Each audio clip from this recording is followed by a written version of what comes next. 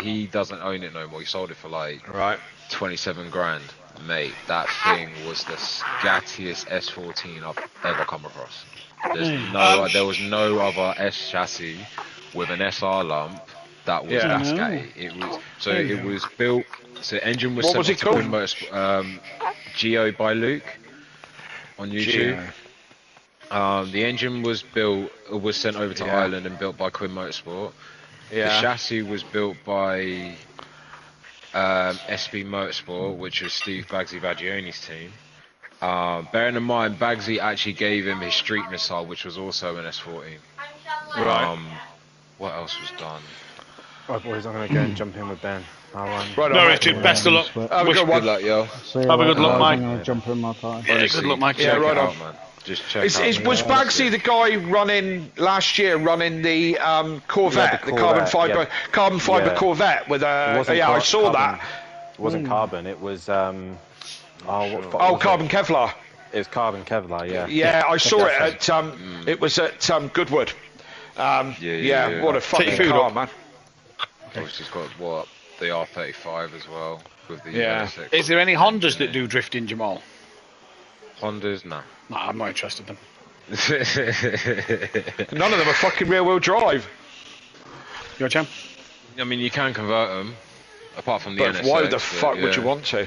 Because it's a Honda. Honda Jazz going fucking sideways. Really? Fucking don't think so, man. I tell you that. You know, if I ever become rich enough by working on the F1 or something, I'm going to drive to Cornwall in a Honda Jazz and drop it off and give you the keys. And I'm going to get it done up in your Audio Sport colours with Audio Sport down the side. Mate, I look forward to that. And do you know what I'll do? I will take it with a gallon of petrol and have a little small fire. Anyway, gents, and it'll keep me warm. Get myself Best of luck, Jamal. Have a good one. Is John helping you tonight? Hey, Jamal. I'm not sure, but I'm probably going to do a party and see if he does jump in. If not, hey ho, shit happens, you know what I mean? So, Jamal, I'm not booking you. I'm not backing you for the win tonight. All right? Yeah, do not say a blood clot word, man. No, nothing, man. Nothing. Because if I get wiped out again, mate. I'll be putting something in the YouTube channel. I'll be like, hey. Tony, you know it's serious. You used the word blood clot again. Anyway, gents, I'll catch you in a bit. Best luck, dude. Best luck, man. Please. I'll go over to the comms box in a minute, Kelly. I'm just waiting for. I've just got Little in my arms a second, so hang on. Yeah, okay, no worries. What are you looking at? What are you looking at? Axel, where's Ayrton? Axel. What are you grinning at? Was that a giggle? That'll win. Oh, he's been terrible with wind today.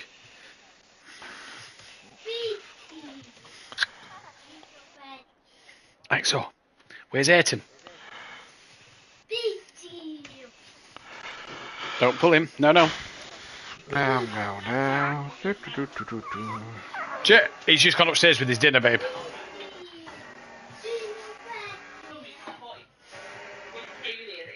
No. Yeah. Got a lovely smile, mate. Tony still there? Thank you.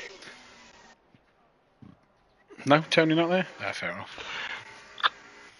Miserable cunt. That's not nice, is it? You don't know he's miserable. Oh, you do. Lives up north for starters. Oh, well, you live up north. Nah, I live in the Midlands. No, it's up north. Thank you, babe. Right, there you go. Bear with me 2 seconds. Okay, I really need a wee.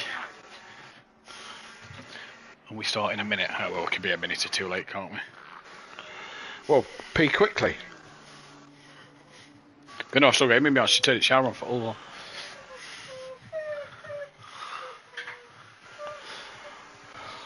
Are you alright? Get him in the shower. You sure? Quickly.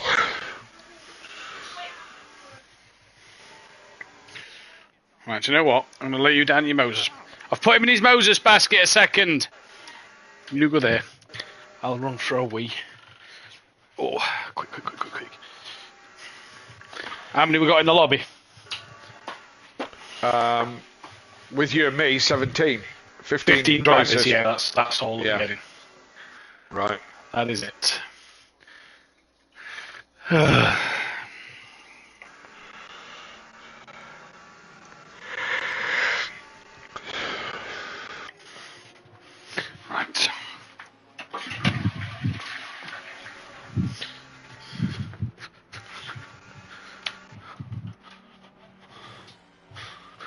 Okay.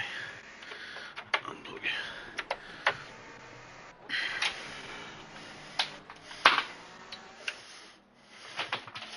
Lost my voice the other night. How did you manage that? Well, I've not been able to shake. We had a bit of a cold the other week. I've not been able to shake this cough and still be feeling a bit phlegmy. Right. And Tuesday night, I've been doing this work for Apex that I get paid to do bits for from home. Yeah. But it was an American league, so because our clocks have gone forward. It was 1 a.m. till 2:30. Yeah. So I was a little tired, but fuck me, last race of their season. And it was one of them like touring car races that you could tell it's the last race because everybody's just driving like a twat. Right, yeah. But it made for great entertaining racing. Yeah. So my voice is about fucked just from commentating this. And like last night, Lexi then texted me saying she can't do it, she's got to revise. I'm like, oh fuck, I can't do it. I've got to do tomorrow. I've got to do tomorrow. There's no way I can do both. So yeah. Right, I'm going to start the comms box. Okay.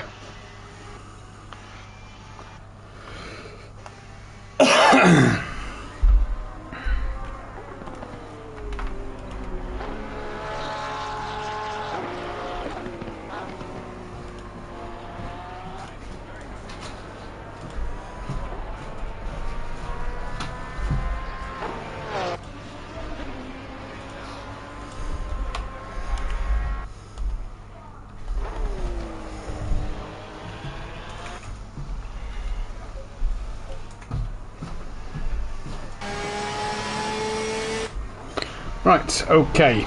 We'll go live in 5, 4.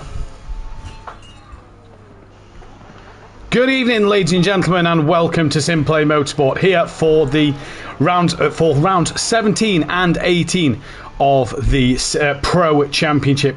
It's the second night race of the season, which means cold, cool temperatures here at the Red Bull Ring. It is going to be an interesting, fascinating night to see what will happen. I'm your host, Matthew Duffin, joined once again by Kelly Davis in the box. Kelly, good evening. Are we looking forward to the Red Bull Ring? Always, Matthew. Good to be here as usual. Night time, but don't let that dampen your spirits because the Red Bull Ring always brings up a bit of action.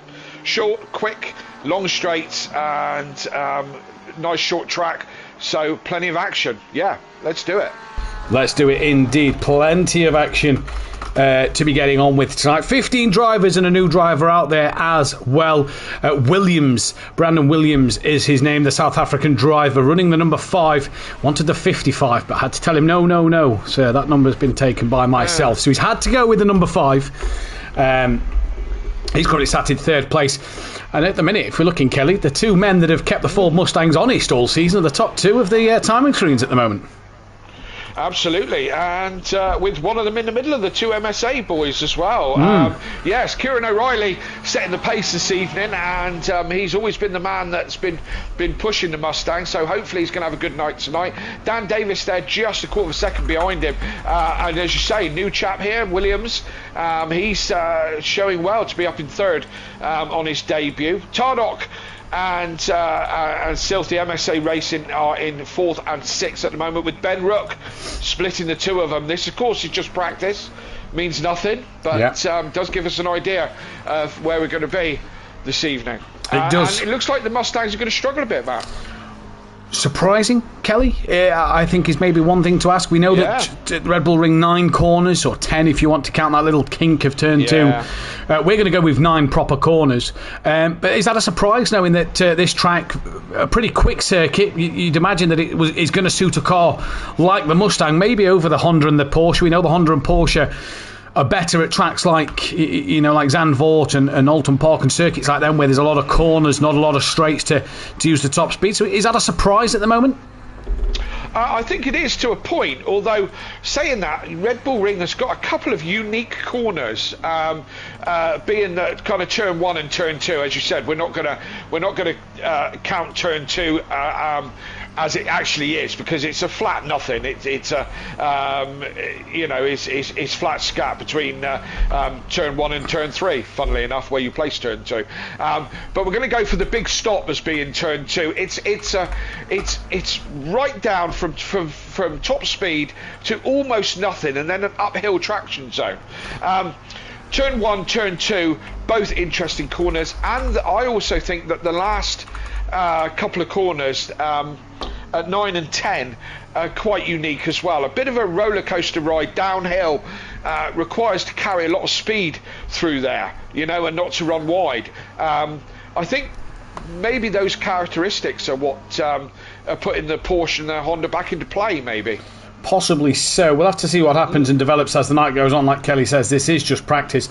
So yes, the times can reflect something, doesn't reflect everything, and I suppose that is why practice always makes perfect, to make sure that you can nail what you need to do out there on the circuit. But as we go into these final couple of moments of this practice session, let's run you through the championship order, and it is that of Sylph who leads the way from Tardok at the moment in this championship.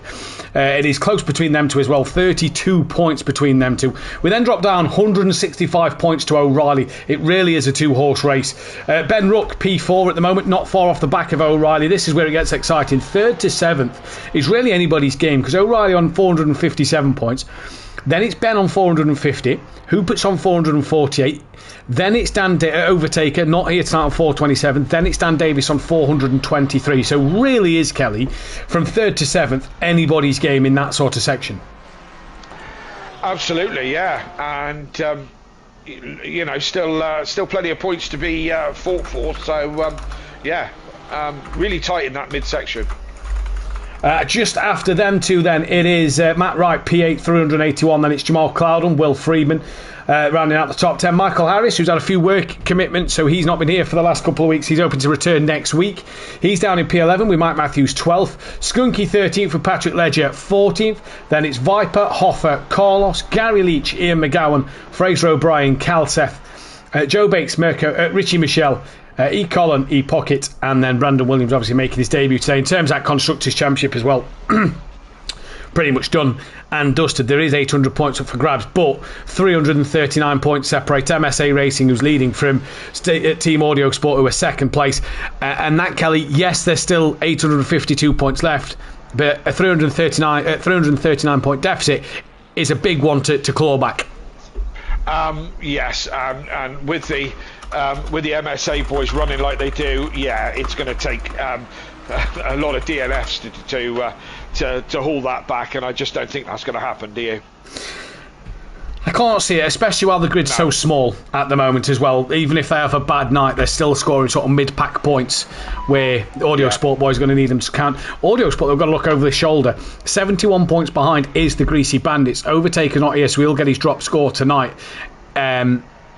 As we come into the final 2 weeks of the drop score being counted. Then it's Simplay Racing, who are P4, not a million miles off the back of Greasy Bandits.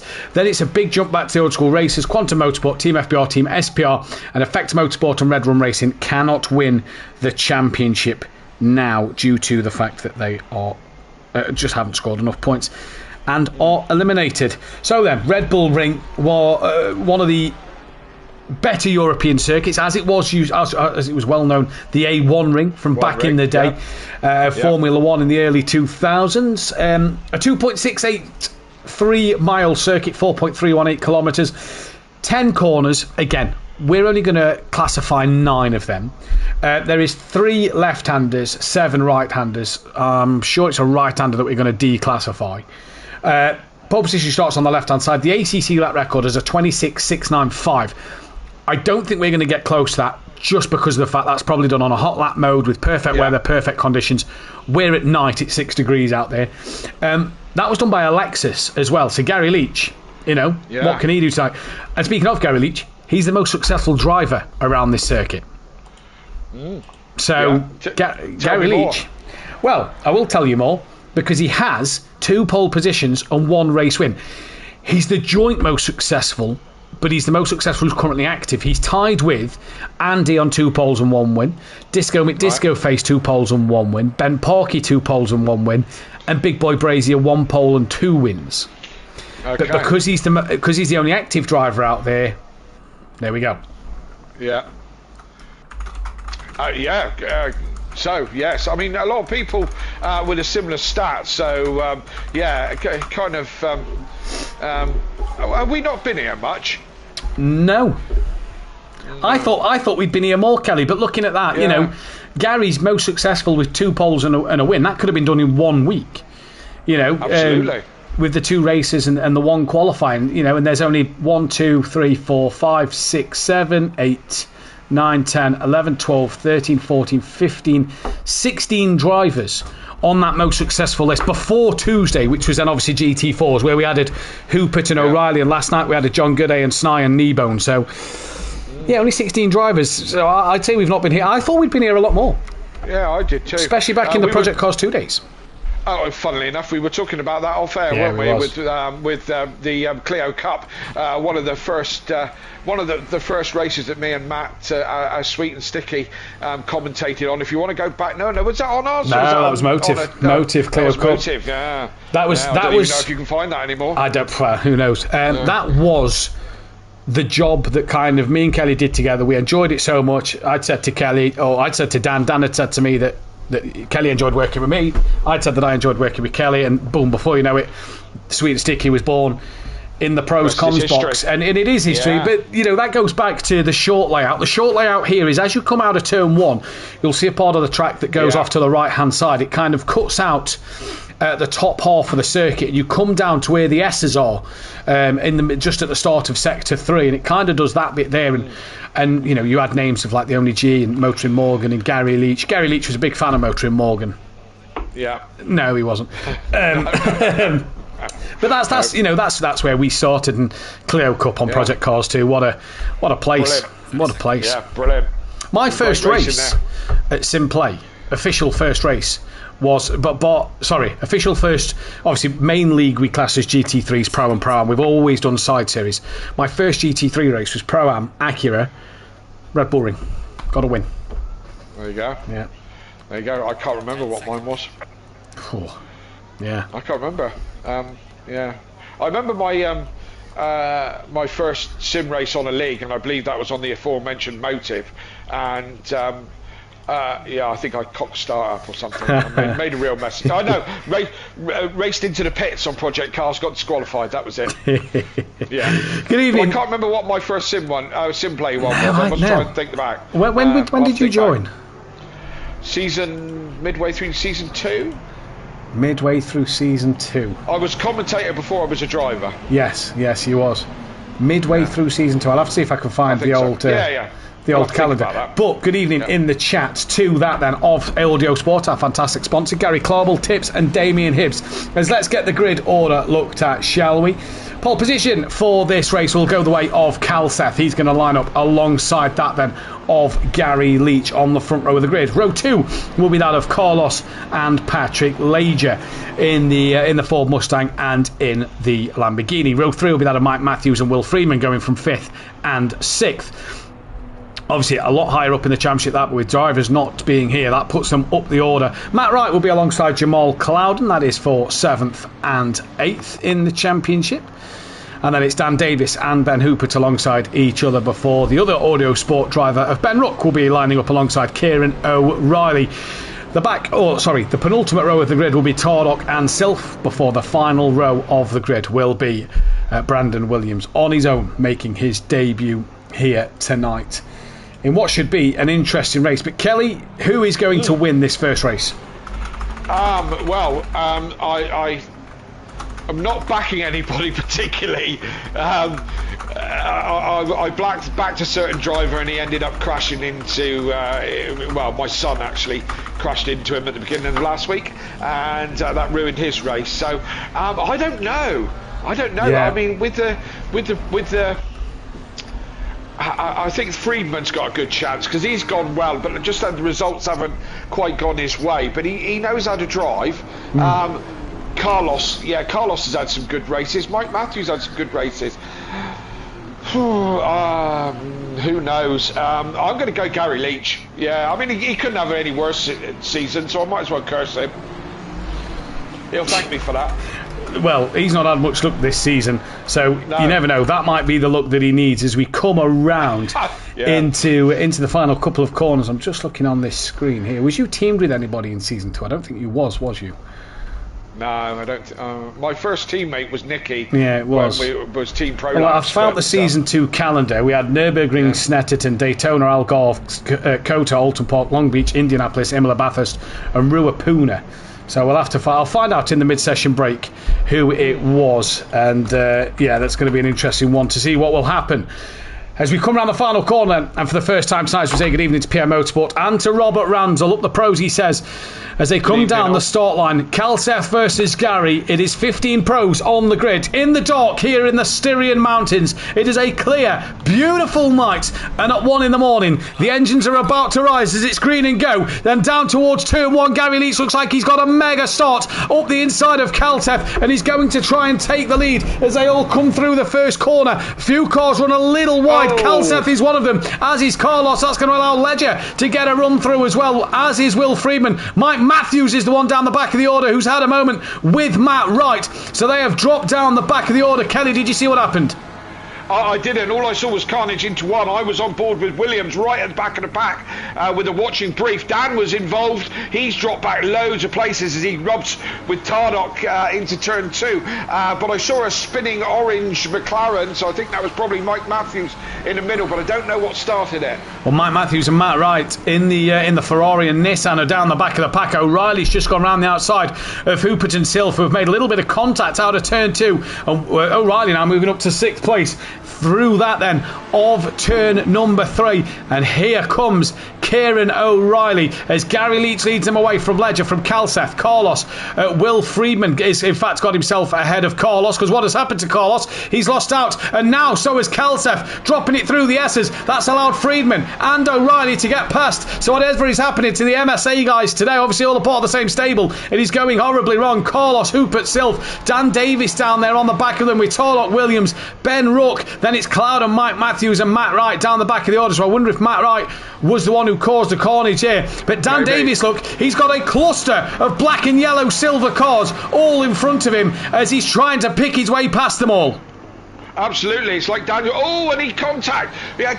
Tardok runs up the inside. All the MSA boys are off, and on the. One of them's round, Kelly. One of them's round. He's just clipped the wall as he keeps it all together. But Dan there got a bit of a tap from Tardok. Then two in front have pushed each other off. And look at them all. The Mustangs are swamping that of the Porsche. They bounce off each other again. They're 4 wide into turn 2. No way this comes off okay, but it does indeed. Dan Davis manages to only lose, I think, 1 place there. But that is absolute craziness here in the Styrian Mountains. Gary still leads this race. No, he doesn't, because Patrick Ledger around the outside of turn 3. He's had a thank your mama for the carrots. Gary Leach is trying to fight this one as hard as he can, but Ledger gets the move done. Now Friedman looks to attack the back of Leach. Can't do it though into turn 4. And Dan Davis somehow is still P10. Jamal Clouden and Ben Rucker now on the back of that of 2 of the Audio Sport cars as well. It is absolute drama here in Styrian Mountains.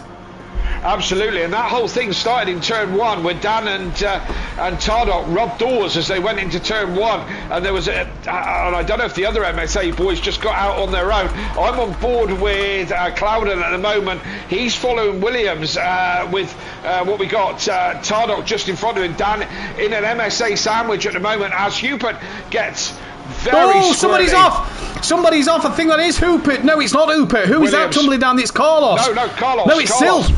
I don't know which one I'm looking at here. It's Carlos and Silf. It is Carlos. Carlos has got major damage. That's brought Mike into play, but that's allowed Dan Davis now back up into 7th place.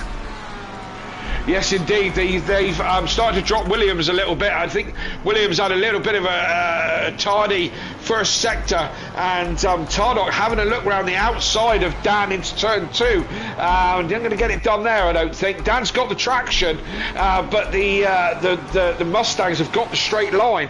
Dan pulls away on traction zone, gets the power down in that Porsche, and then Tardok just starts to reel him in towards the back at the end of the corner. Bit of hip and shoulder further forward ahead of Dan. That was Will Friedman and Gary just bumping door to door. Onto the gravel goes Friedman, but he gets past Gary Leach and moves up yet another place. And that is an interesting move. Gary now down into P3. And look at that train already gaining on the back of O'Reilly. Yeah, absolutely. And yeah, they are in close contact.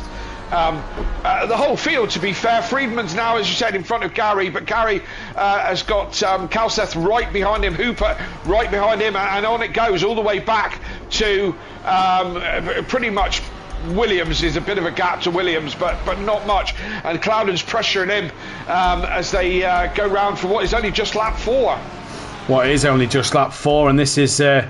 yeah, this is an interesting one to keep our eyes on at the moment. And look at that, Mike Matthews and Matt Wright. Matt Wright's actually side by side now with Carlos. Mike's lost out to Matt Wright in this race as he's gave Carlos a flash of the lights there. All to Matt Wright. I'm not quite sure who that flash of the lights was to.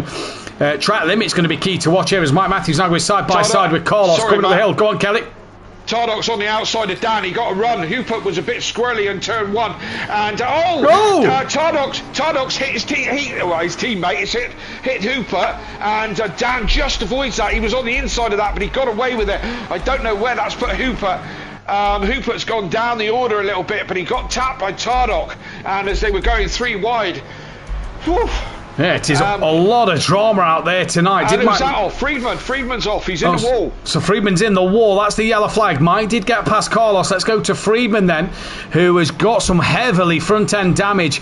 No, actually not too bad. I thought the black on the car was the bonnet lifted, but it's not. It's just the black paintwork of that Porsche car. So, bit of damage, not as much as we thought, on the front of Friedman's car. He's got to go again. So O'Reilly's now ahead of Gary. Where is Gary? He's behind Calseth, with Dan Davis dipping to the pit lane. Now, pit lane going to be very crucial tonight. You've got to be below the white line as Jamal's now looking up the inside of Hooper, gets that move done and makes it stick.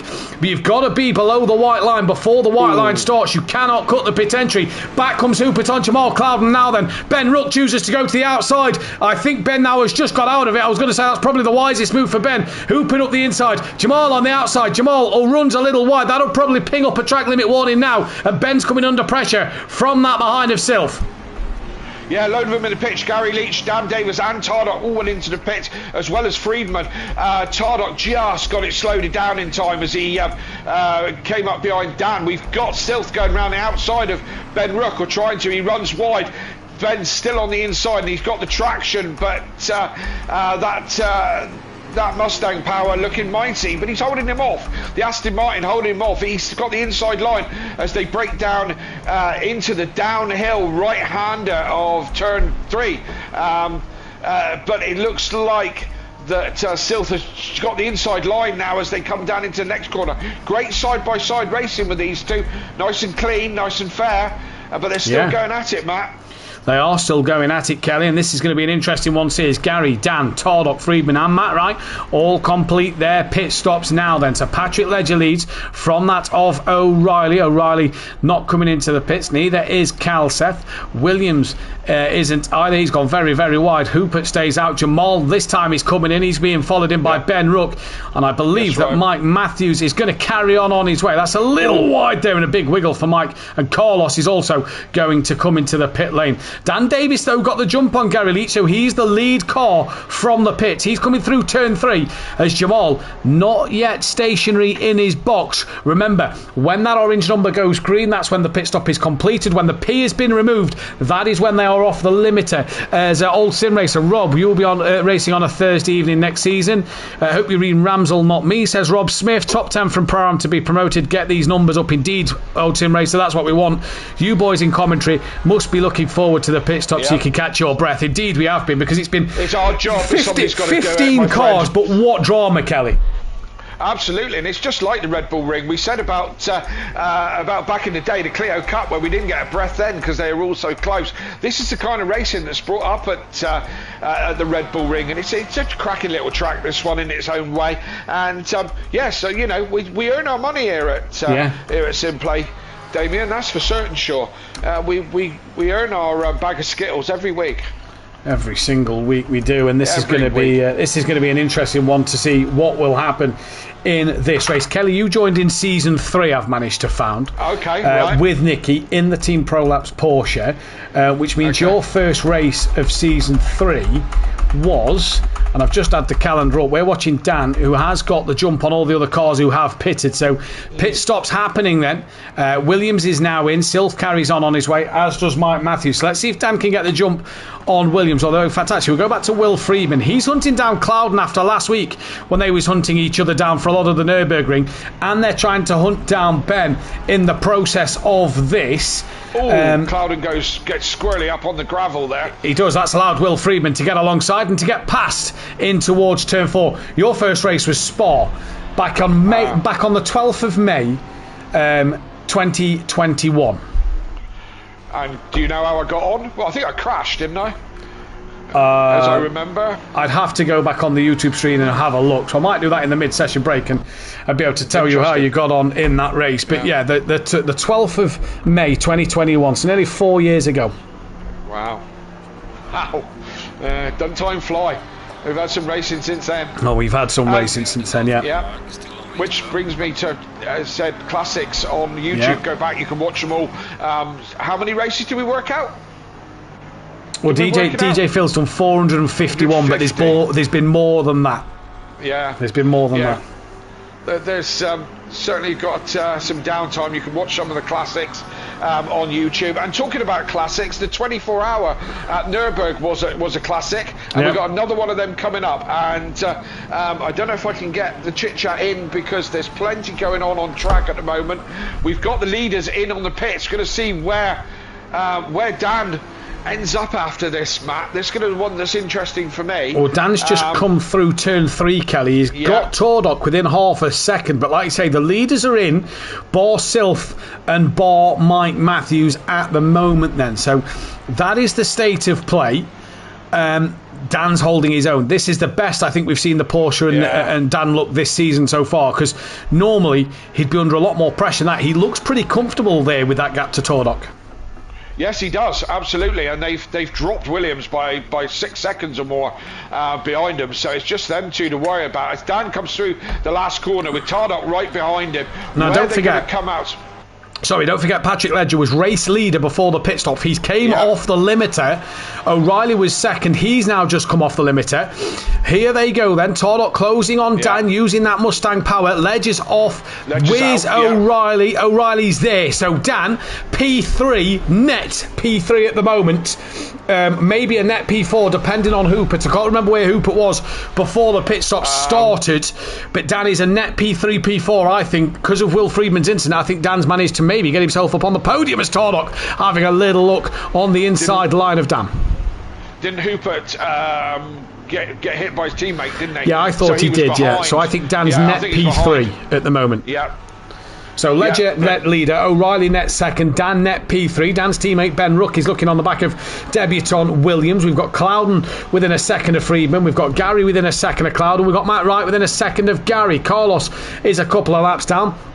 Mike Matthews now pulls the trigger for his pit stop. He was way behind the pack, so this will be interesting to see where Mike comes out. He was on the back of Matt right before the pit stop, so let's see what Mike can do if the overcut has worked for him. But the top two of Hoopert and Sylph continue to keep going, and I suppose while they've got clear air, Kelly, that's probably the best thing to do. Absolutely, I agree totally. There's some. Dan gets a little bit squirrely in corner 9, the penultimate corner. He gets the back end right out. These boys pushing the track limits tonight, Matt. Yeah, they really are. They're giving it a lot through this circuit tonight, but you can run on the curb. It's just how much over the curb you then run before it will ping you with a limit. I know where there's a yellow sausage curb on exits. If you go over that, any wheel over that, it will ping you up. They've all jumped Mike Matthews. In fact, what's happened to car 14? That is Ben Rook. He's ended up way off the back of the pack as Mike Matthews comes out the pit lane. Look at this. He's jumped. No, he stayed in front of. No, he has jumped Matt Wright because Matt Wright was ahead of him and he's on the back of Gary Leach now. So something's happened to Ben. He was fighting with Williams. Ben doesn't look like, I mean, it's hard to say whether he's got damage, but nothing's lifted up to suggest he's got damage. Looks a bit scuffed on the front end, so maybe he's hit the rear of Williams or something has happened there. Either way, Either way, the leaders are in the pits. Dan's got the gap down to 2 tenths to Tardock. He's just over a second behind O'Reilly. And Patrick Ledger looks pretty comfortable in the lead of this race. Kelly got ahead of Gary Leach early on, and he's not looked back since. He looks pretty comfortable in P1, or net P1.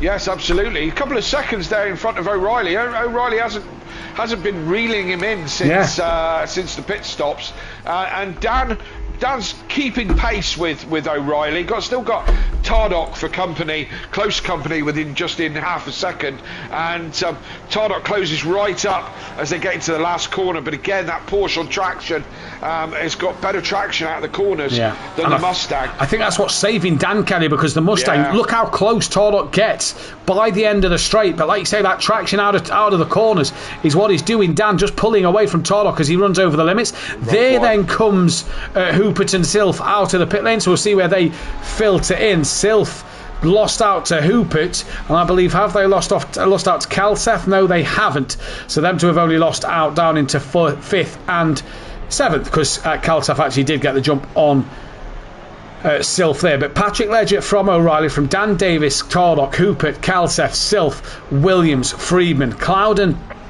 Gary Leach, who's got Mike Matthews looking up the inside on the exit of turn 2, with Matt Wright giving a watching brief there then, and Gary Leach now in that Lexus using that straight line speed of it to just pull away from Mike Matthews, who looks like he's got a bit of damage. He looks like he's struggling. Wright's going to come to the outside line here, can't get the move done there. Mike also has a look back up the inside of Gary. Good little trio of a fight here. It's just ebbing and flowing between the three of them.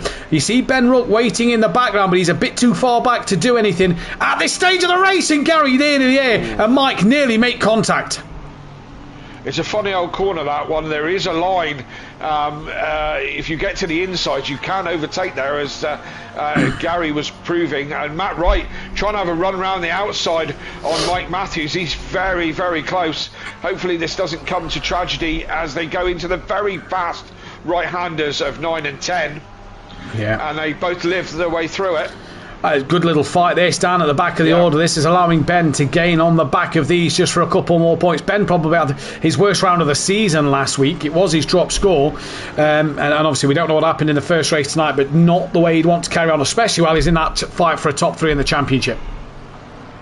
Tardock's got in front of Dan. Oh, they've just touched, and Dan and Tardock touch at the top of turn 2. I just switched over a bit quickly, and they were in close company. I think Tardock tried to go round the outside. I'm not going to say too much because I only got on board just as they came together. So Tardock now looking around the outside of turn 3. Dan manages to fend that one off. Tardock looking for the up and under, not close enough to Dan. So we're not sure what happened there. Then again, I was the same as Kelly. Didn't change over till Kelly had mentioned. Carlos are way behind at the moment. But this, O'Reilly now actually bringing that gap down a little bit to Patrick Ledger. Let's take a look at the last lap. So O'Reilly was half a second quicker than Ledger. And Dan and Tardock here matching each other for lap time at the moment. So they are absolutely on it. In fact, Dan was like half a tenth quicker than Tardock last time around, so Tardock must have just got a good run out of turn 1, or Dan maybe had a poor run, or a bit of both. Yeah, absolutely. Yeah, could have been all that. I mean, this one's just got to be for. I mean, Tardock is way ahead of Dan in the championship. He doesn't need to push this for the points. This has got to be for fun, for pride. That's what we do it for, isn't it? We raced, to... Whoa, Tardock's just got a clout up the rear from Hoopert. Hoopert brake late. Clouts Tardock up the rear. And like you say, Kelly, Dan's not in a championship fight. Tardock is, but Tardock is ahead of Self by 3 places. So he doesn't want to throw anything away there. But Hoopert's gave him a right tap up the rear into turn 1. Yeah, I was on board with Tardock, and all of a sudden the car went shooting forward. I didn't realise Hoopert was quite that close, to be fair. Just going to drop back down the order. Calseth's got Self close to the back of him. Williams has got Friedman close to the back of him. And Mike Matthews and Matt Wright still going at it side by side into 2. Gary's got this all happening in his rear mirrors. Mike gets a horrible run out of 2. Ben Rook now looks for an opportunity, while Matt Wright properly attacking Gary Leach further forward down in towards turn 3. Nissan versus Lexus. The battle for the second best Japanese car on the grid tonight. And it's the Nissan who looks to come up the inside at turn 3. Gary just drops a wheel onto the gravel. Now the Italian stallion of the Ferrari fancies a run on Gary Leach and gets the move done. Ben Ruck, though, trying to just give a watching brief. He's not challenging too hard. Doesn't want to come out of anything badly there. And Gary loses a handful of places. Now Ben Ruck looks up the inside and backs out of that one easily. But the battle for Japan's second best car on this and out on top. I'm only saying that O'Reilly's second on the grid, so he's leading the Japanese cars. Of course he is. Thank you. Of course he is. Thank you. No other reason, Kelly. I don't disagree with anything you're saying. I don't know where you get this, that you think I don't like Hondas. You know my opinion. No, you've been saying Hondas all night that you want a Honda Jazz badly. While we speak about O'Reilly, Kelly, he's got the gap down to 0.4 of a second. It was 1.6 seconds the last time I looked. It's now 0.4. What's happened? Tardock up the inside of Dan into turn 2. It was a very late move. Went down the inside. Dan saw it coming, to be fair, and just switched back and got the traction. This has now put Hooper in front of Tardock. Well, Carl Self was wide as well. I don't know if Self got the run. I'm going to stick to the battle for the lead as it's hotting up here into these final few corners, because there's only about 5 corners left on this track, and O'Reilly is right there on Ledger.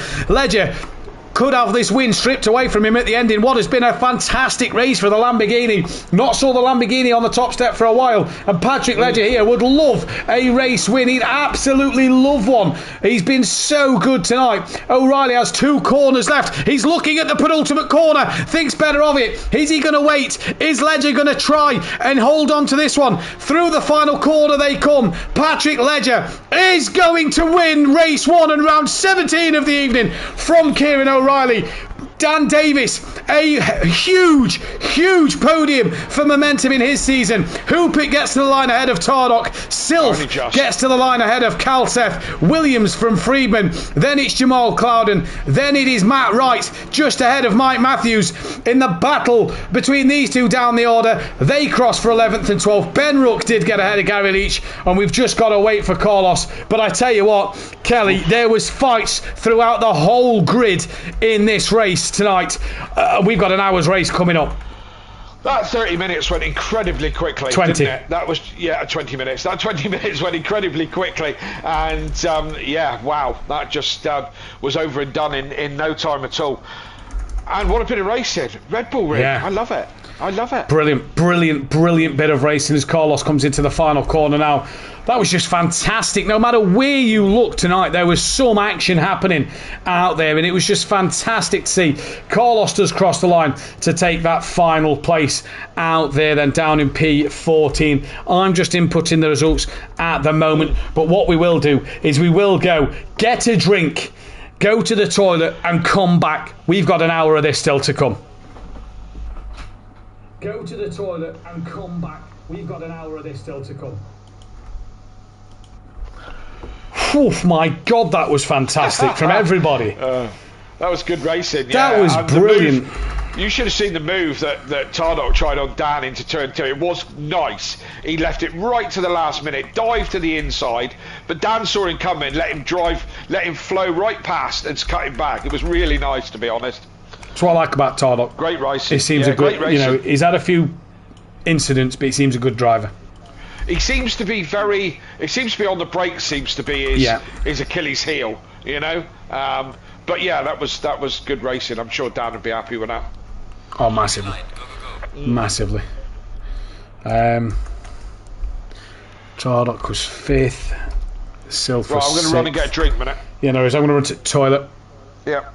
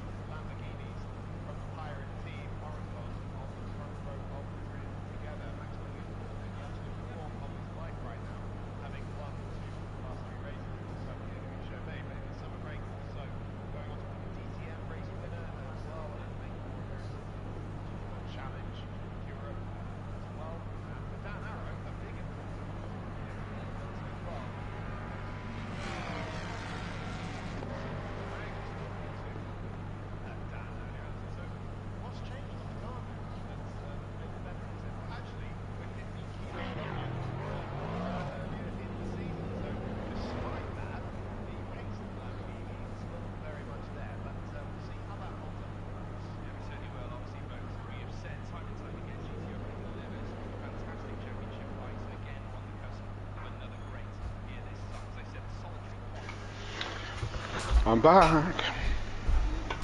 Whew.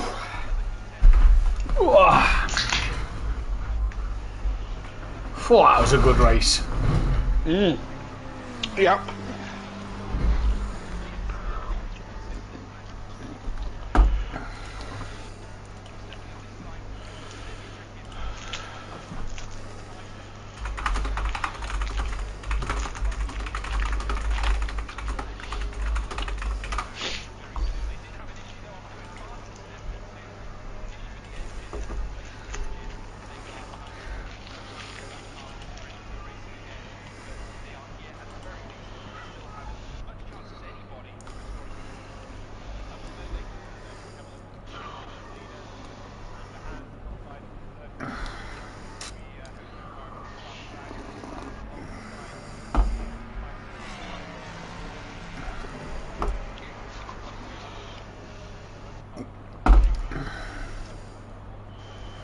John, give it a fucking rest. What's the matter now? 15 cars and still contact. Dan says shush you. Elite League drivers, he put with laughing emoji. I just can't understand how a lot of pro drivers have slandered the pro-am drivers. When our shit show starts with 30 plus cars on a grid and you guys do the same with 15. Shut up, innit? Give it up. Honestly. There's always chit chat and shit. Don't fucking get over it. I used to like John when I first raced him. It seems to me that he's got a little bit better and a lot more cocky. And all of a sudden he thinks he's somebody. He's big fish in a pro-am pond. Yeah.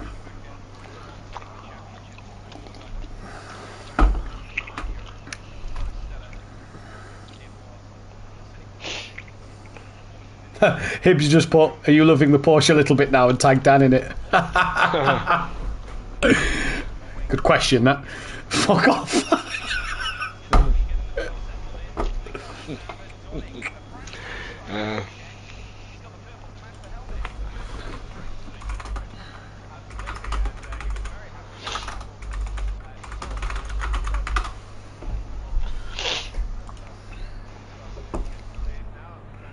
I think you're being a bit of a dick here. Not really any need, is there? I think that's... Who said that? Well, Silfast Hypertech where he is, and then Mike just put, I think you're being a bit of a dick here, not really any need, is there? I think that is to John. Yeah, right. Yes, yeah.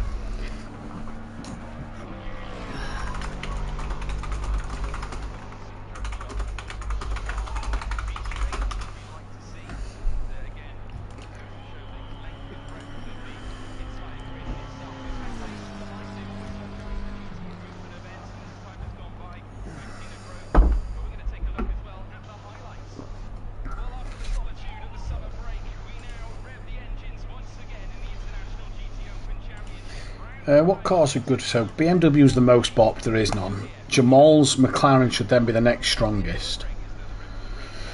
Then Mercedes. Lamborghini gets 7, Ford gets 7. So the Ford doesn't get bopped too much here. Yeah. Nissan 4. The Bentley is actually better out here than the Porsche apparently. Porsche loses 16 kilograms. Suggesting it's not the best around here, but I think...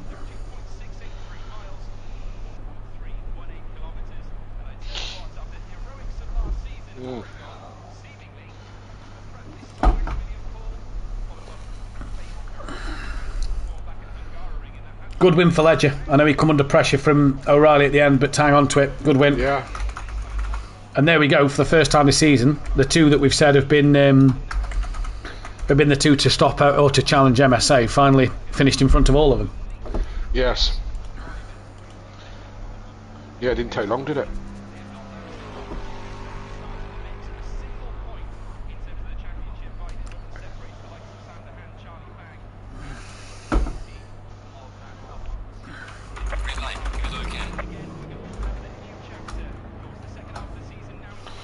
Right, okay, who's just left the grid first? 4-3, Sylph. Yeah. Right, so we'll go on board him, and we'll go live in 5, 4, 3, Welcome back then, ladies and gentlemen, to Simplay Motorsport for round 18 of the season. What a first race we had here tonight. It was absolutely fantastic to see. Those of you that voted Gary Leach in the poll should probably know better by now, as Dan in the chat says my poor little beetle, and even to Fury's granddad in the chat as well. But Kelly, such a dramatic first race. Massive well done to Patrick Ledger there for hanging on in. Yeah, good racing here at the Red Bull Ring. I've just gone and had a can of Red Bull and popped 2 Pro Plus just to have the energy to commentate on the next hour-long race. Don't do that one at home, kids. I've actually got a Mango Rubicon and a Baby Bell, which Rubicon will be a sponsor in time. I know you're watching. We need sponsorship. Come along. So great first race, and we've got an hour to go this time, Matt. So looking forward to it. Looking forward to it. Now, Hupert and Tardock cannot qualify for this race. They have qualifying bans, so they cannot take part in qualifying. Sylph, though, leads the championship 28 points clear of Tardock.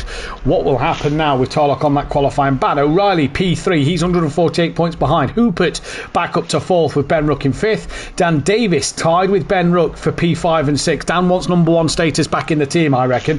Overtakers P7 with Matt Wright, P8. Jamal Clouden is 9th with Will Friedman 10th. Mike Matthews up to 11th ahead of Michael Harris. Patrick Ledger, Skunky, Viper Hoffer, Carlos, Gary Leach, and then it is McGowan, O'Brien, Calseth, Bates, Richie. Calseth, Williams, Bates, Richie, Collin, Pocket. Teams Championship, 346 points is the gap, so it's gone up a little bit as MSA Racing pull away a little bit more from Team Audio Sports, Simplay Racing. Then it's Greasy Bandits Racing, who dropped down to 4th now. Obviously, Overtaker's drop score will take place at the end of tonight. Then it's the old school racers, Quantum Motorsport. Quantum Motorsport can no longer win it. Neither can Team FBR, Team SPR, and Effect Motorsport and Redmond Racing down the bottom end of the grid. If you're interested in the Manufacturers' Championship, a lot of people don't care because, most cars are backed by one. McLaren lead by 193 points from Porsche. Then it's Ferrari, Ford, Mercedes, BMW. They're the only teams that can win it. BMW will be eliminated after this race. And then it's Aston Martin, Ginetta, Chevrolet, Alpine, Lamborghini, Nissan, Bentley, Honda, Lexus and Audi. Great starts. Thank you. Want another stat? I'd love one. Dan Davis has had 3 podiums this year. That takes him to 208 podiums at Simplay Motorsport. There's one for you. This race will be Jamal Clouden's 150th race start at Simplay Motorsport. He's got through a lot in a short time, hasn't he? He has got through a lot in a short time. So there you go. Absolutely. Some great stats there, Matt. And we know you're a big stat fan. And you've got them all. Love a stat. You can't go wrong with a good stat, though, Kelly. Well, it's something to talk about, isn't it? Exactly. Not that we need anything to talk about, but that's why I've got them in. That's why I've got them in the qualifying, dude. Because I don't think we're going to have time in the race. As we're watching Jamal Clouden come out the final corner. Go on. Well, as we haven't got time in the race, let's have a quick chat about our charity event coming up the 3rd of May, the May Bank Holiday weekend, the first May Bank Holiday weekend. Simplay are at it again for cancer research. We've done it once before. We raised £1,200 when we did 24 hours of the Nordschleifer. What's changed? Well, I'll tell you what's changed. A couple of years, the game has changed, so we're now on ACC as opposed to Project Cars, and the league has changed. It's got bigger and it's got better since we did it last time. We raised £1,200 for charity for cancer research last time. I want $2,500 minimum this time. If you want to get involved, cancer affects so many of us. It touches all our lives in one way or another. I recently lost a friend to cancer, and he was only 60.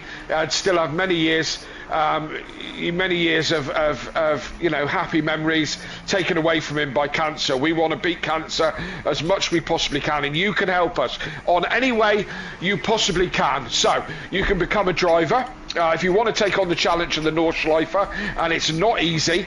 but it's worth the challenge if you think you can do it.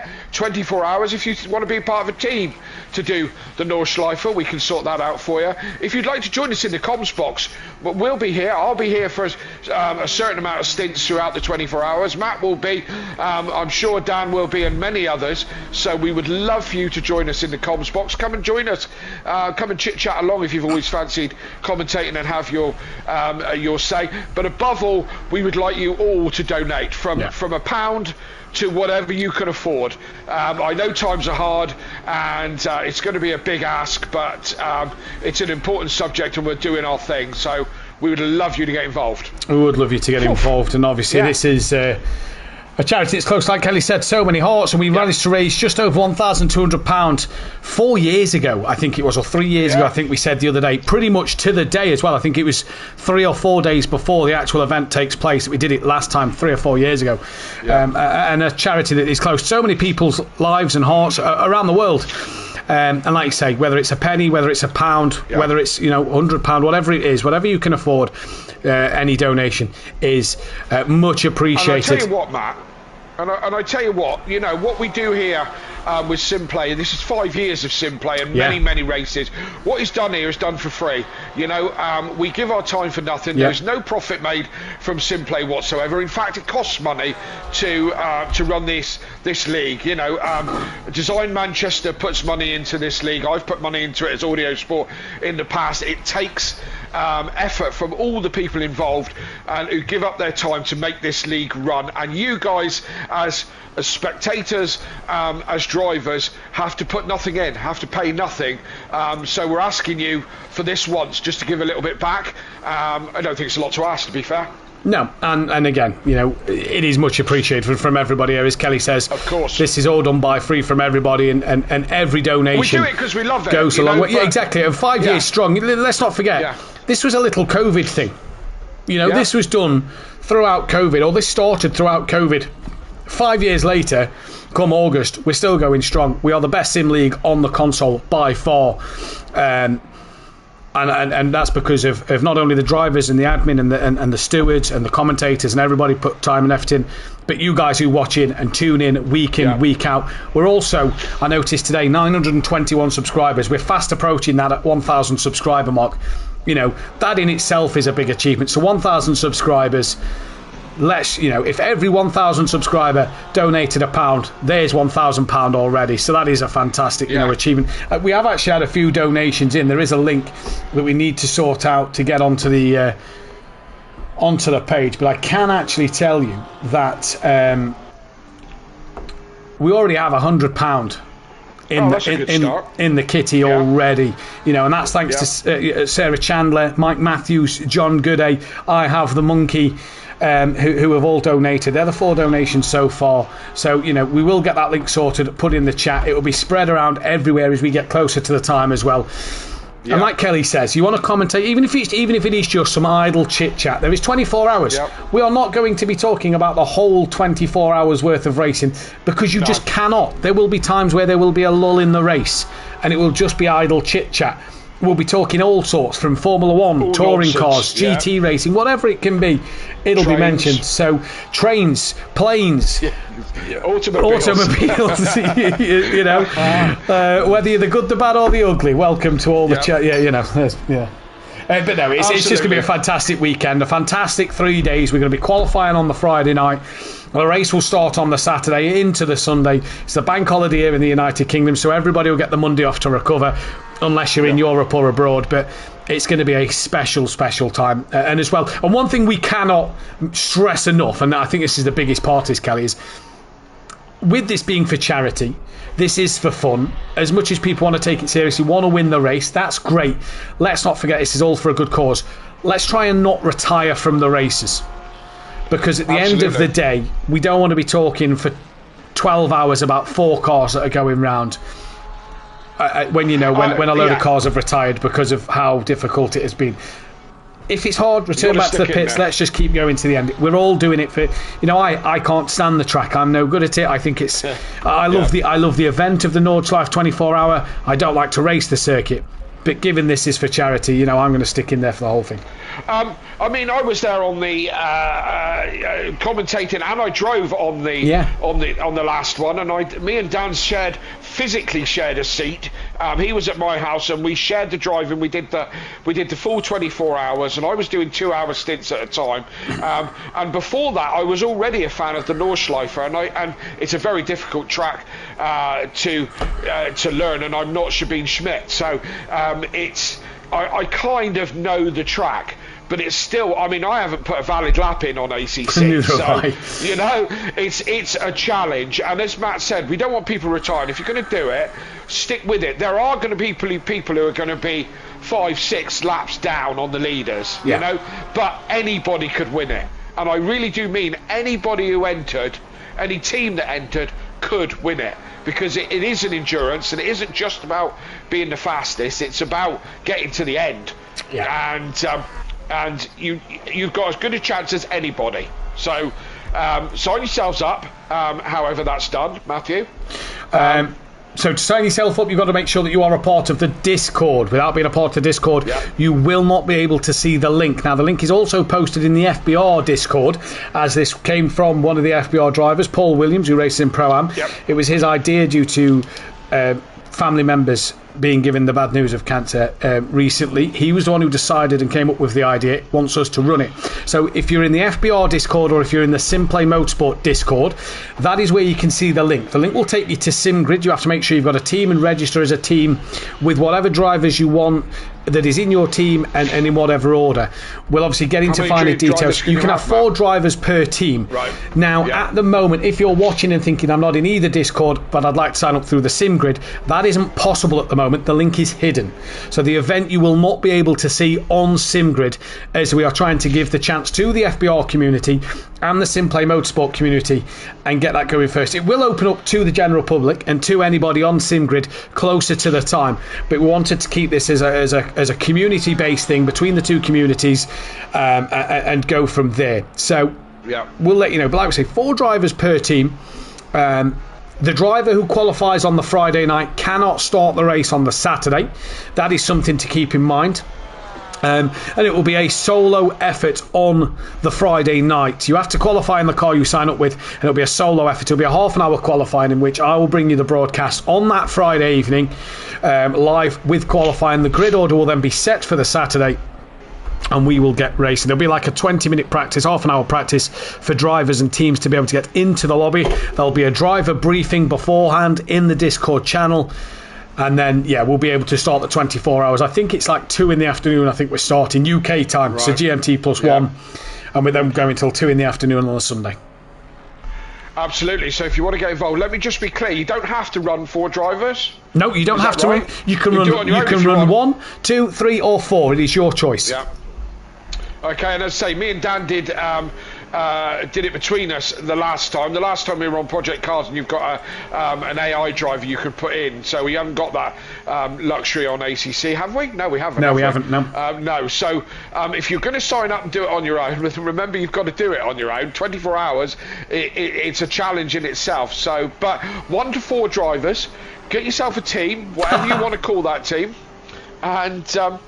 Are you laughing at Mike Matthews' comment? Yeah, and then I've just seen the leaderboard and he's 3rd. Yeah, exactly. He's getting a bit of a nosebleed. It must be up in these Stirring Mountains that that he's got himself a bit of a nosebleed. Yeah, that's absolutely. That's brilliant. Mike is doing it solo. Mike is one of the drivers who's doing it solo as well. That's what he means by that. He is. I'm sure Mike's been through cancer before and has come out the other side the better for it, and he wants to do it on his own as the challenge of not only the Nordschleife, but the fact he's had to go through such a thing. He wants to do it solo to try and hopefully encourage people to just donate a bit more money for him doing it on his own. And my hat's off to him. That's going to be a real challenge, just staying up for 24 hours. Well, I'm going to put pressure on him, Kelly. Right. Obviously, the line of work I do at the moment. I keep my eyes on a lot of esports, official esports stuff, whether it's iRacing or whatever it may be. In the official iRacing Nordschleife 24-hour, which Max Verstappen did his stint after qualifying of the Imola Grand Prix last year, if you remember rightly, he got told off by Red Bull. The guy who finished 3rd in that race did it solo. Well, there you go. So there you go, Mike. So it's doable. It's more than doable. More than doable, absolutely. So, I mean, when we did it before, me and Dan both stayed awake, as you did, Matt, for the 24 hours. But we didn't drive the whole thing for 24 hours. So I didn't drive a single second. No, not a single lap or a single half corner, but to be fair. So, yeah, I look forward to that. Well, hopefully Mike can do it. I will be backing him all the way. Without putting the commentator's curse on him. There's plenty of spares so you can keep going back to the pits. Yeah, and this is it, isn't it? You know, if you do have a crash and you think, oh, that's my race, just go back to the pits. Let it repair the damage. Yeah. Unlike project cars, when you go to the pits, it doesn't retire you. You'll have a 2-minute wait time plus the damage you have to repair. And then you can come back out on track. So always make sure you do that. Qualifying has came to an end, though, Kelly. There's only one man left on a lap, and that is Dan Davis. And he looks like he's, second place for him alongside O'Reilly. If he finds 3/10, he might get the pole. He's just run a little bit wide there, a bit squirrely as he's coming through. Again, a lot of... That's invalid. I think he's done. Invalid lap. So lucky. The first top 3 without a Mustang in it of the season. Yeah. And for some reason, Mike Matthews is in it. Jamal Clouden, I'm noting, he's the big one without a lap time on the board. Yeah, what happened to Jamal? I don't know. I wasn't paying attention to him. I was too busy talking about the Nordschleifer. So, I don't know what happened to him there. And, so Tardok and Hooper, wasn't it? That Tardok and Hooper couldn't qualify. So Carlos didn't get a lap time on the board. Yeah. And neither did Jamal Cloud, and Mike Matthews, dizzy heights of 3rd place. He must have forgot what it feels like to be up there. And like I say, it must be the altitude getting to him a little bit. Must be. Yeah. Ben down in ninth. Sorry, I'm just inputting the stats. Ben down in ninth. Dan second place. Dan and O'Reilly, though. Hey, look, we've said all season that they're the two to take the fight to the MSA drivers all season. I'd say O'Reilly's possibly had a better rub of the green than Dan in terms of that fight in recent weeks. I'd say I kind of say that Dan had the better in the first half. O'Reilly's had the better of the second half of the season so far. But tonight they're both they're both up there ahead of the MSA drivers. Absolutely. We've lost Gary Leach. We have lost Gary Leach. Yeah. What's happened to him? Is he hopefully he can get back in? He can get back in, so I'm not 100% sure what has happened to him, but hopefully he does get back in. That'll be a shame to not have Gary take to this race. Yeah, absolutely. He may get in and have to start from the pit lane if he misses the start of this race, but he should be able to get back in. That, though, for the Honda, that is a huge milestone. It hasn't. I don't believe it's had a pole position since its Project Car Tuesdays. Right, when it was the Acura. So that is huge in itself. Yeah, I've been doing an American League. They call it the Acura. I've got used to saying Acura. You did in betting. Yeah, you put an Acura on. Yeah, on the Grand National this weekend. Actually, I'll have a couple of. Have you having a flutter? I always have a flutter on the National. It's in the horse race. It's the only horse race I actually have a flutter on. Not that we condone gambling, by the way. Gamble responsibly. Absolutely not. And all that. But for the Honda it says it's its 4th pole position of the season. Has O'Reilly had 4 pole positions this season? Apparently he has. Oh well, there you go. Look. So it's You're not the man of the stats. Yeah, so. I've read that wrong. It's Honda's 4th pole. That's its 19th pole position. It's got some way to catch up to the Ferrari. That's on 32. So, yeah, some way. Yes. But it is on pole, and it's O'Reilly on pole. This could be a nice little scrap, actually, O'Reilly and Dan. Yeah. This could be an interesting one. Hopefully they all get through turn 1 cleanly. We will see. Obviously, Tardok and... where's Sil? Sil's in 4th, isn't he? Tardok and Hooper with a lot of work to do. Jamal Clouden in between the two of them. Don't know why he didn't qualify. He did do laps. I kept flicking between the cars. He was lapping. Yeah. Just obviously didn't get a lap time on the board. No, maybe didn't. For whatever reason, couldn't get a valid lap in. I'm quite surprised at that. I don't know what happened to him, but there we go.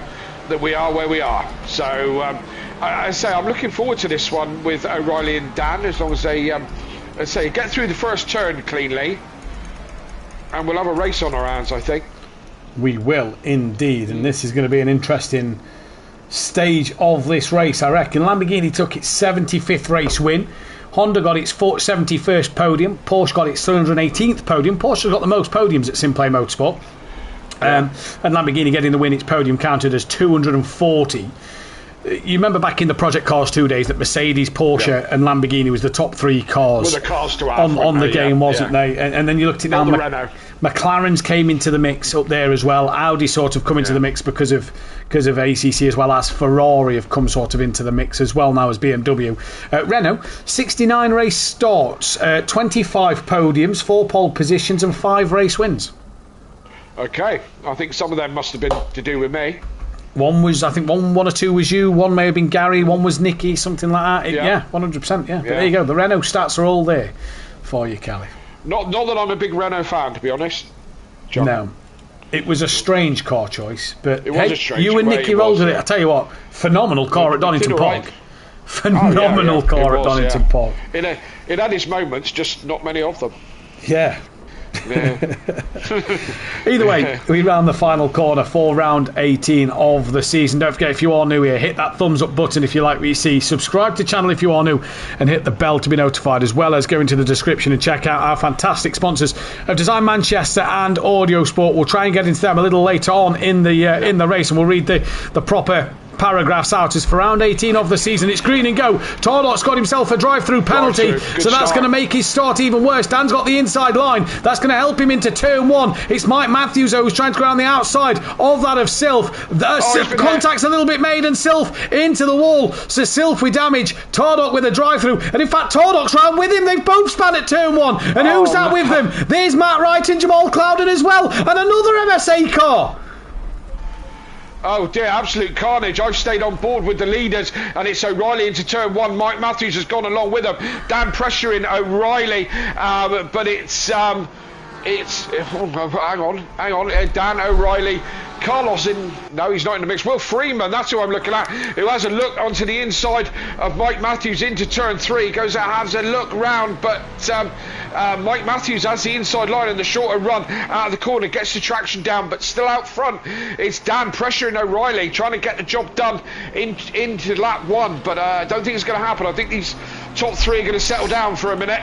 And it looks What's going on further back? It looks like we didn't get Gary Leach take to the start of this race, but what is going on further back, because Carlos was the other driver that was around, and now you see there, look, that it is Jamal Clouden who's trying to fight Matt Wright, who's ahead of them, the 3 MSA drivers, with Tarlock having a drive-through penalty for being out of position at the start. Ben Rooks on the back of Calseth and Williams, the only 2 other MSA drivers who's managed to have a better start in this one. Then it's Mike Matthews, who has now actually put the pressure on Dan Davis. Dan's had a bit of a poor end to this lap. He's lost out, and now Mike Matthews pulls to the outside line on Dan Davis. 3 times Constructors champions with each other, teammates of the last 3 seasons, and now Will Friedman gets an up and under on Mike Matthews and gets ahead. Great manoeuvre from the Porsche driver.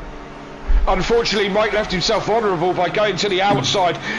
He looked to go around the outside into turn 1, which really opened the door wide for Friedman. Friedman just tucked into the back of Dan's Porsche and just rolled through and said, thank you very much. I'll be having that. Yeah, well, thank you, Mama, for the carrots. He could have said that. That might have been what he said. Now, Williams looking to the outside of Mike Matthews, nearly put onto the grass as Mike squeezed him on the outside. Ooh. And Williams up and under, not quite there. Friedman's attacking Dan. You've got Ben on the back of Calseth, just behind this Mike and Williams fight, and I think this is the closest fight on track. Friedman just getting closer to Dan as Williams again looking to the outside of turn 4 of Mike Matthews. Dan, did he just drop a wheel onto the gravel there? We can see all 3 of these fights happening. Look, there's the first fight, there's the second fight, there's the third fight, and then behind that you've got Ledger and Hoopert having a scrap. But while all this is happening, O'Reilly is checked out, and we've lost Carlos from this race. Carlos is gone now. That's not so good. Tardot with an absolute horror story, and is now 25 plus seconds behind after doing his drive-through penalty, as Dan is too busy having to keep a watching brief on Friedman. This is letting O'Reilly get away a little bit. 1.2 ahead as Friedman has a look down into turn 1. Can't make it happen. Compromises his line. Go on, Matt. Williams nearly tapped the rear of Mike as he was looking to the outside. Mike had defended that inside line. That's allowed Kelseth and Ben Rook through then. So Kelseth now in the slipstream of Mike Matthews. He pulls to the outside. Williams pulls to the inside on Ben Rook. And here we go. In towards turn 2. Mike stays ahead. Ben stays ahead. And it's all carnage. Mike gets a horrible run out of turn 2. Here comes Kelseth at the moment. Oh, they touch! Oh, they touch! And in the wall. Excuse me, got excited. Yeah, we got that. Get yourself together, Matt. That was Mike Matthews in the wall. Speared to the right. They touched doors, and Mike got speared off into the right. It's the dizzy heights from Mike Matthews going backwards now. Williams still close on Ben Rook, but Kelseth now can work on getting back on the back of Will Friedman, who is still close to Dan, who has just brought the gap down to O'Reilly, only by a tenth or two, but looks like Dan and Friedman are still going forward towards O'Reilly. And with all this happening here, by the way, that's allowed Patrick Ledger and Hooper to get on the back of Williams and Ben Rook and Kelseth as well. Might look like he got away with that pretty easily there, although I say that, is he pulling into the pit lane at the moment, Mike Matthews? He is. So Mike Matthews clearly has more damage on that car than what it may have stated already, but Freeman on the back of Dan Davis, not really getting any closer, and it's a non-Ford in the top 5 here. It's Honda, Porsche, Ferrari, Aston Martin. Oh, side by side, Kelseth and Ben Rook went side by side in turn 1. I thought there was going to be contact, but there wasn't. They managed to stay away. This is give Williams a nice run up on the outside of Ben Rook, but can he make it stick out there? Ben Rook's got the inside line. He's later on the brakes, much later. Does he get it slowed down? Patrick Ledger makes a lunge on the inside of Williams there. Just as Ben got it stopped and made a move, Ledger got it stopped. That made Hooper and Williams have contact with each other, and all of a sudden the Fords drop down another place as Patrick Ledger gets past one, and then is that Hooper? I think has got past Patrick Ledger there. No, it's Williams back in front of Ledger. Yeah, I keep dropping back a position. I always ride on board to try and watch the best of the action, because it's only me that can see my screen. And I keep dropping back a car because when something happens, somebody else gets in the mix. Yeah. And I'm on with I'm on with Hooper now, who's close with Ledger. Ben Rook's managed to break away from these guys a little bit. He's got Kelseth in front of him, a little bit of a gap now to Will Freeman, who is still close behind Dan, and O'Reilly's pulled away a little bit. He's made half a second or so away from the Porsches, so he's moving forward, and just action up and down the field. Dan's just pulled a couple of tenths back on O'Reilly in that final sector, but that's where the traction zones are, aren't they? That middle sector for Dan isn't really a traction zone as Ben Rook sends it up the inside. Ben got that horribly wrong, caught turn 1, hits the pit wall, and he's going to lose out at least 2, maybe even 3 places. Ben Rook, Dale $8 short there, and that is him going to lose 1, 2 and possibly 3. But he was so late on the brakes, he took to the inside. It looked as if to avoid the back of Kelseth, bounced off the pit wall, and a bit of a mistake there from Ben. Hooper having a go at Ledger on the inside. I didn't think he was going to get that slowed down, and to be fair, Ledger gave him plenty of racing room. Tell you what, Kelly, there's a lot of door banging tonight. There is honestly, there is an awful lot of door banging, a lot of touchy-feely, if you know what I mean. They're all just little... Hooper. Williams has just had a moment in front of Hooper. It's as if the car snapped on him on putting the accelerator down, and he's lost now out 3 places as he drops off the back of Kelseth, and Ledger, Hooper and Ben Rook all get through. But yeah, it's very touring car-esque, I'd say, tonight, Kelly. Yeah. It's nice, as spectators, it's lovely, and that's what we want, good hard racing, you know, and some brave moves this evening, but nothing outrageous. We want hard racing, but we don't want people crashed out of the race either. We want everyone to have a fair crack, but we like the hard racing. As Hooper now is in the slip of Ledger once again. Ben Rook with a watching brief as we go into turn 1 again, and everyone runs a little bit wide up over the sausage curve there. Where's Ledger? There's Ledger. Ledger and Kelseth a little bit out on his own now in a strong 4th place, but Will Friedman right on the back of Dan's Porsche. I can read the sponsorship on the back of his the back of Dan's this could Porsche. Be a good move here from Hooper. He got to the outside of Ledger. Ledger took too fine a line onto turn 2, and that Ledger's flashing the lights there. I saw nothing wrong with that. That was a good move from Hooper round the outside at turn 2. Now Ledger's coming under pressure from Ben Rook, who is to the outside of turn 3. And can Ben maybe look for the up and under, or if he can hold it round the outside, he'll have the inside line for 4. No, not alongside enough at this stage of the race. So Hooper moves up ahead of Ledger, and it was a good move as well. Down the order then, Jamal Clouden is side by side with Sylph on the exit of turn 3. These two are trying to catch back up to that pack with Matt Wright just in front of him. And Clouden coming through, keeps hold of that position there, just Jamal Clouden. Yes, indeed. As I said, as I was saying earlier, Friedman gets so close to the back of Dan's Porsche. I can read the writing on the back of it, and it says follow Team Audio Sport at YouTube. Go and subscribe. 87 subscribers, getting close to that 90 mark. Just a couple more now. I reckon we can do it by the end of the season. But again, O'Reilly, a second and a half ahead. Is he controlling this race? He's not getting away, but he's keeping that nice little second and a half gap to Dan, as Friedman just drops off in this, had a bit of a scruffy traction zone, and just drops off a little bit. Kelseth again out on his own, not being bothered by anybody at the moment.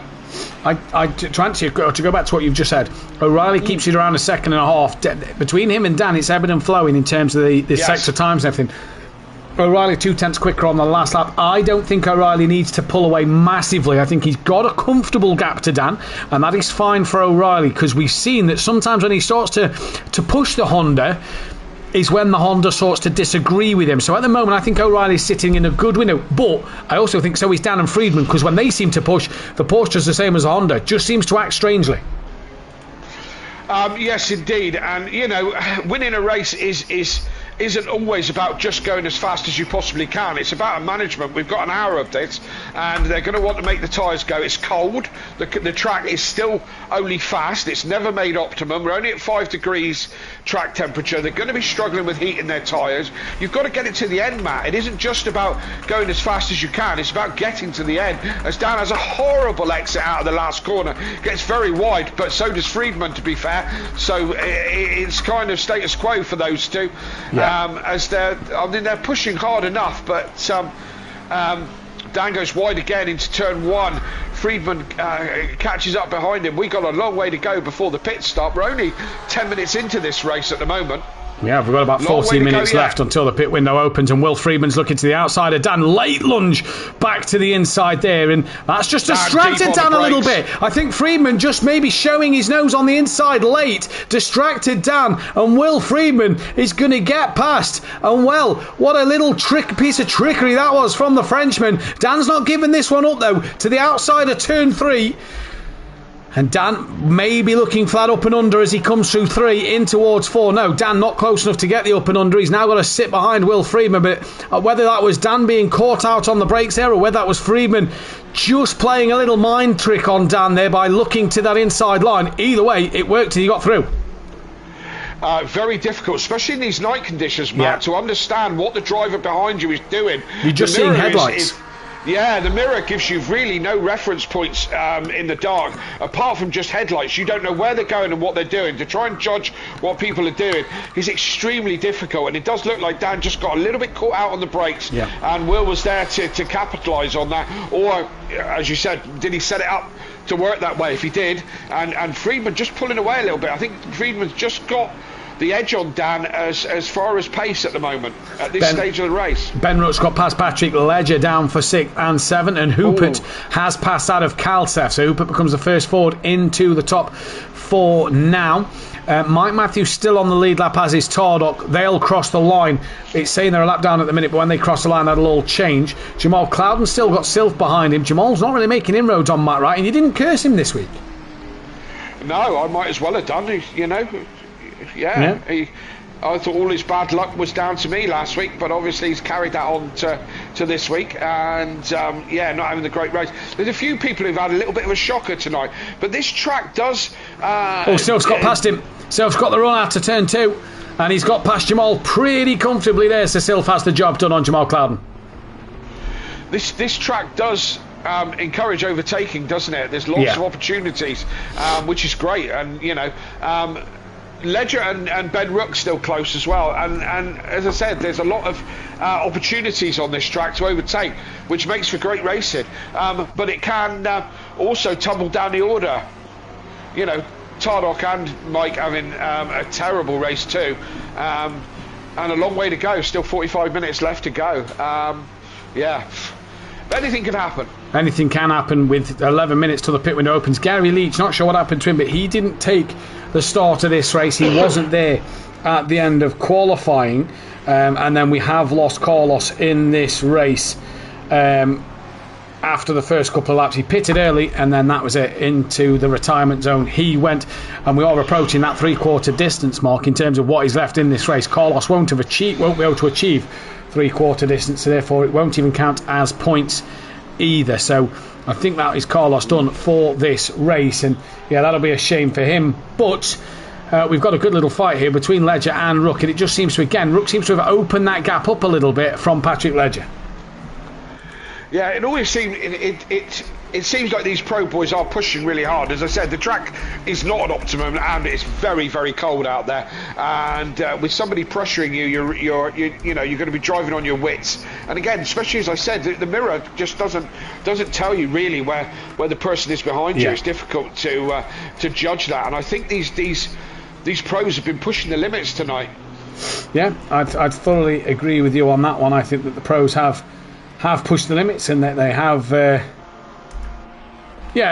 really sort of found that without pushing too hard, because obviously we've not had any drive-through penalties for track limits, so I think they've kept it pretty clean as well. Cloudon's still trying to stick to the back of Sylph as it all just starts to get a little strong out. 208, yellow flag for the 208. That is Will Friedman, so he's had a moment. And I'm assuming this didn't involve Dan, because we know that Dan is one of them racers that will stop and wait, and so Dan carries on his way. The last time I checked on him, Will Friedman had checked out 2 seconds up the road. O'Reilly was another 2 seconds in front of that. It must have been a mistake from Will. That must have been, which has cost him dearly. Because he's now got Hooper in between him and Dan, and Hooper's not going to be easy to overtake. He's MSA-ish guy, and quick in that Mustang, so he's not going to be easy to get round. So Will with a bit of a mountain to climb now.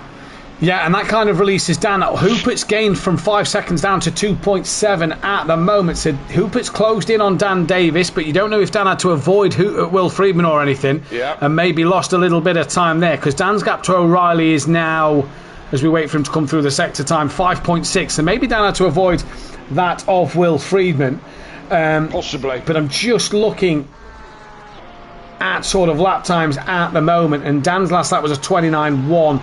Friedman did a 35.4, while O'Reilly did a 28.2. So that would suggest to me that Dan definitely had to sort of avoid Will or dodge Will as Will was having his moment. But I tell you what, Craig Tordock here, his fastest lap is a 27.9. That is incredible pace. The only man in the 27s. And what a shame for Mike Matthews, because his pace as well is out of the 28s. So right there in the pack, Sylph with a 29.0. He's losing out. Sorry, no. That was Matt Wright with a 29.0. Jamal owned in the 29s as well. So he's just losing time. Got nothing in that McLaren. Ledger and Ben gaining on Kalsef and have pretty much kept the gap between each other as the same. Pretty interesting race so far. Absolutely, and I don't know if Will Friedman's now got damage, but Kalsef is within a second and a bit of him. But Ben Rook is reeling in Kalsef a little bit, and Ledger's just there, just behind. So this could turn into quite a nice scrap. We've still got 7 minutes, nearly 8 minutes before the pit window, and who rushes in for tyres, and who doesn't? Again, cold night tonight, Matt. Could they go the distance on the tyres? I think they could. I'm not sure. Last night I was watching Kieran and Monkey Boy Kieran Argent and Andrew Taylor, and there was a lot of tyre wear going on out there. Kieran seemed to change his tyres. Cars in front didn't. He was losing a second and a half per lap to Kieran Argent, and Kieran wasn't lapping strong, let's say. Kieran was capable of lapping a lot quicker. But that's what made it interesting for me, Kelly, is the fact that I thought that tyre wear maybe seemed higher. Now, Is that because track temp, it's 5 degrees out there, the race starts at 1 in the morning, it's heading to 2 a.m, so it's not going to get any warmer as Ledger gets a good run on Ben, pulls to the outside line of turn 1. Will he have a look round the outside? What's going to happen here? He does. Ben pretty much stops on the corner there. It looks like Ben just struggled a little bit through that section, and Ledger still side by side with Ben. So I'm unsure, Kelly, I'm unsure whether to take tyres or not. You can see a lot of marbles, which we didn't see a lot of at Imola. I mean, Mike Matthews in practice as Ledger has another go up the inside of Ben Rook, and I think Ben might have been good to him there. As he takes the switch back and tries to get back to the inside line as they're pretty much side by side again. I've dropped back a car to Williams to try and watch these two in action because they're side by side. Ledger now tries to take the inside line. Doesn't work so well on turn 3. You can't get the traction on the inside to make it work. So Ben stays ahead for now, but this turned into quite a nice scrap between these two. Yeah, it really is. Mike Matthews in practice did 20 laps comfortably on his tyres. That's half hour worth of stint. I don't know. I think it would possibly be a brave man who takes tyres, but I think it's possibly doable. I think it's doable. I'd have a go at it. Yeah, but you're a tyre whisperer. Well, yeah, that's because I don't go fast enough. I didn't want to say that. You should have just gone with yes, I am. I'm really good on my tyres. I'm tight and I like to get the best out of my tyres because they cost money, you know. O'Reilly's opened that gap up 6.4 seconds to Dan. Dan's now got a 2.5 gap to who? But Will Freeman from Caltech. This is the battle for P6 between Ben Rook, Patrick Ledger. Just Williams just getting within a second of Ledger. Matt Wright 1.2 behind. He's got Silf within 7/10. Clouden down 5 seconds now off the back of Silf, so he's struggling. Tordok, after his drive through, is 13 seconds off the back. Oh, Ben's gone deep. He has gone deep. That's going to allow Ledger through. In fact, Ledger, I think, might already be passed. He is just... I think Ledger hesitated a bit, really, because Ben went very, very wide. And I don't know if Ledger just hesitated a little bit to see what was happening, because Ben didn't lose that much time to him. I think the drivers who's gone that deep at that corner, if they've then just kind of gone down with the power, it's easy to lose the rear on the marbles and round you come. So maybe Ledger just anticipated Ben possibly dropping the car, but like you say, he didn't gain that much time over Ben. He has got ahead though, and that's the most important thing for Ledger, the race winner in race 1. This little battle though has got Brendan Williams gaining on the back of them. Matt Wright and Silf are coming as well, and Jamal's just got no pace. He's down to 6.3 behind Silf. Tordok's gaining on him. No, he can't blame you this time. Mike Matthews, by the way, 32 seconds behind Tordok, so that shows you the gap there. Yes, indeed. Mike with another absolute shocker. And back in the Project Cars days, we've referenced Project Cars quite a lot this evening, but we used to not speak Mike Matthews' name, his gamer tag of Peaceful Explosion, because we thought we'd always curse him. But we just used to call him and even that didn't work. No, that didn't work. Ben Rook's got a run on the outside up in towards turn 2 on Patrick Ledger. Will he go for that up and under? He thinks about it. Ledger gets it stopped nicely, and Ledger actually kind of stops that momentum of Ben getting out the corner. This has brought Williams right into play as Ben and Williams both on the grass there trying to come down the hill towards turn 3. Matt Wright and Silf are right there. Ben now looks to the outside of Patrick Ledger, and look at this, we've got a 5-way battle for P6. This is fantastic racing. Absolutely, that was a bit of a touring car move from Ledger there. Parked it right up on the apex, held everybody up, brought Williams back into play while he was defending from Ben, which gives Ben something else to be thinking about now. But I think Ben's struggling. Ledger. I think Ben's struggling, Kelly. 2 corners now. He just seems to have a mid-corner wiggle. Not a big moment, but just enough to stop that momentum out the corner. Yes, the only man running the Aston Martin in Pro, and mainly he's making it work. He's been pretty much best of the rest after the MSA boys as far as results go. He's been there and thereabouts, and he's been making that Aston work. It's supposed to be a good car anyway. But just tonight, is he just not got it set up, balanced the way he wants? It seems to be a bit of a handful.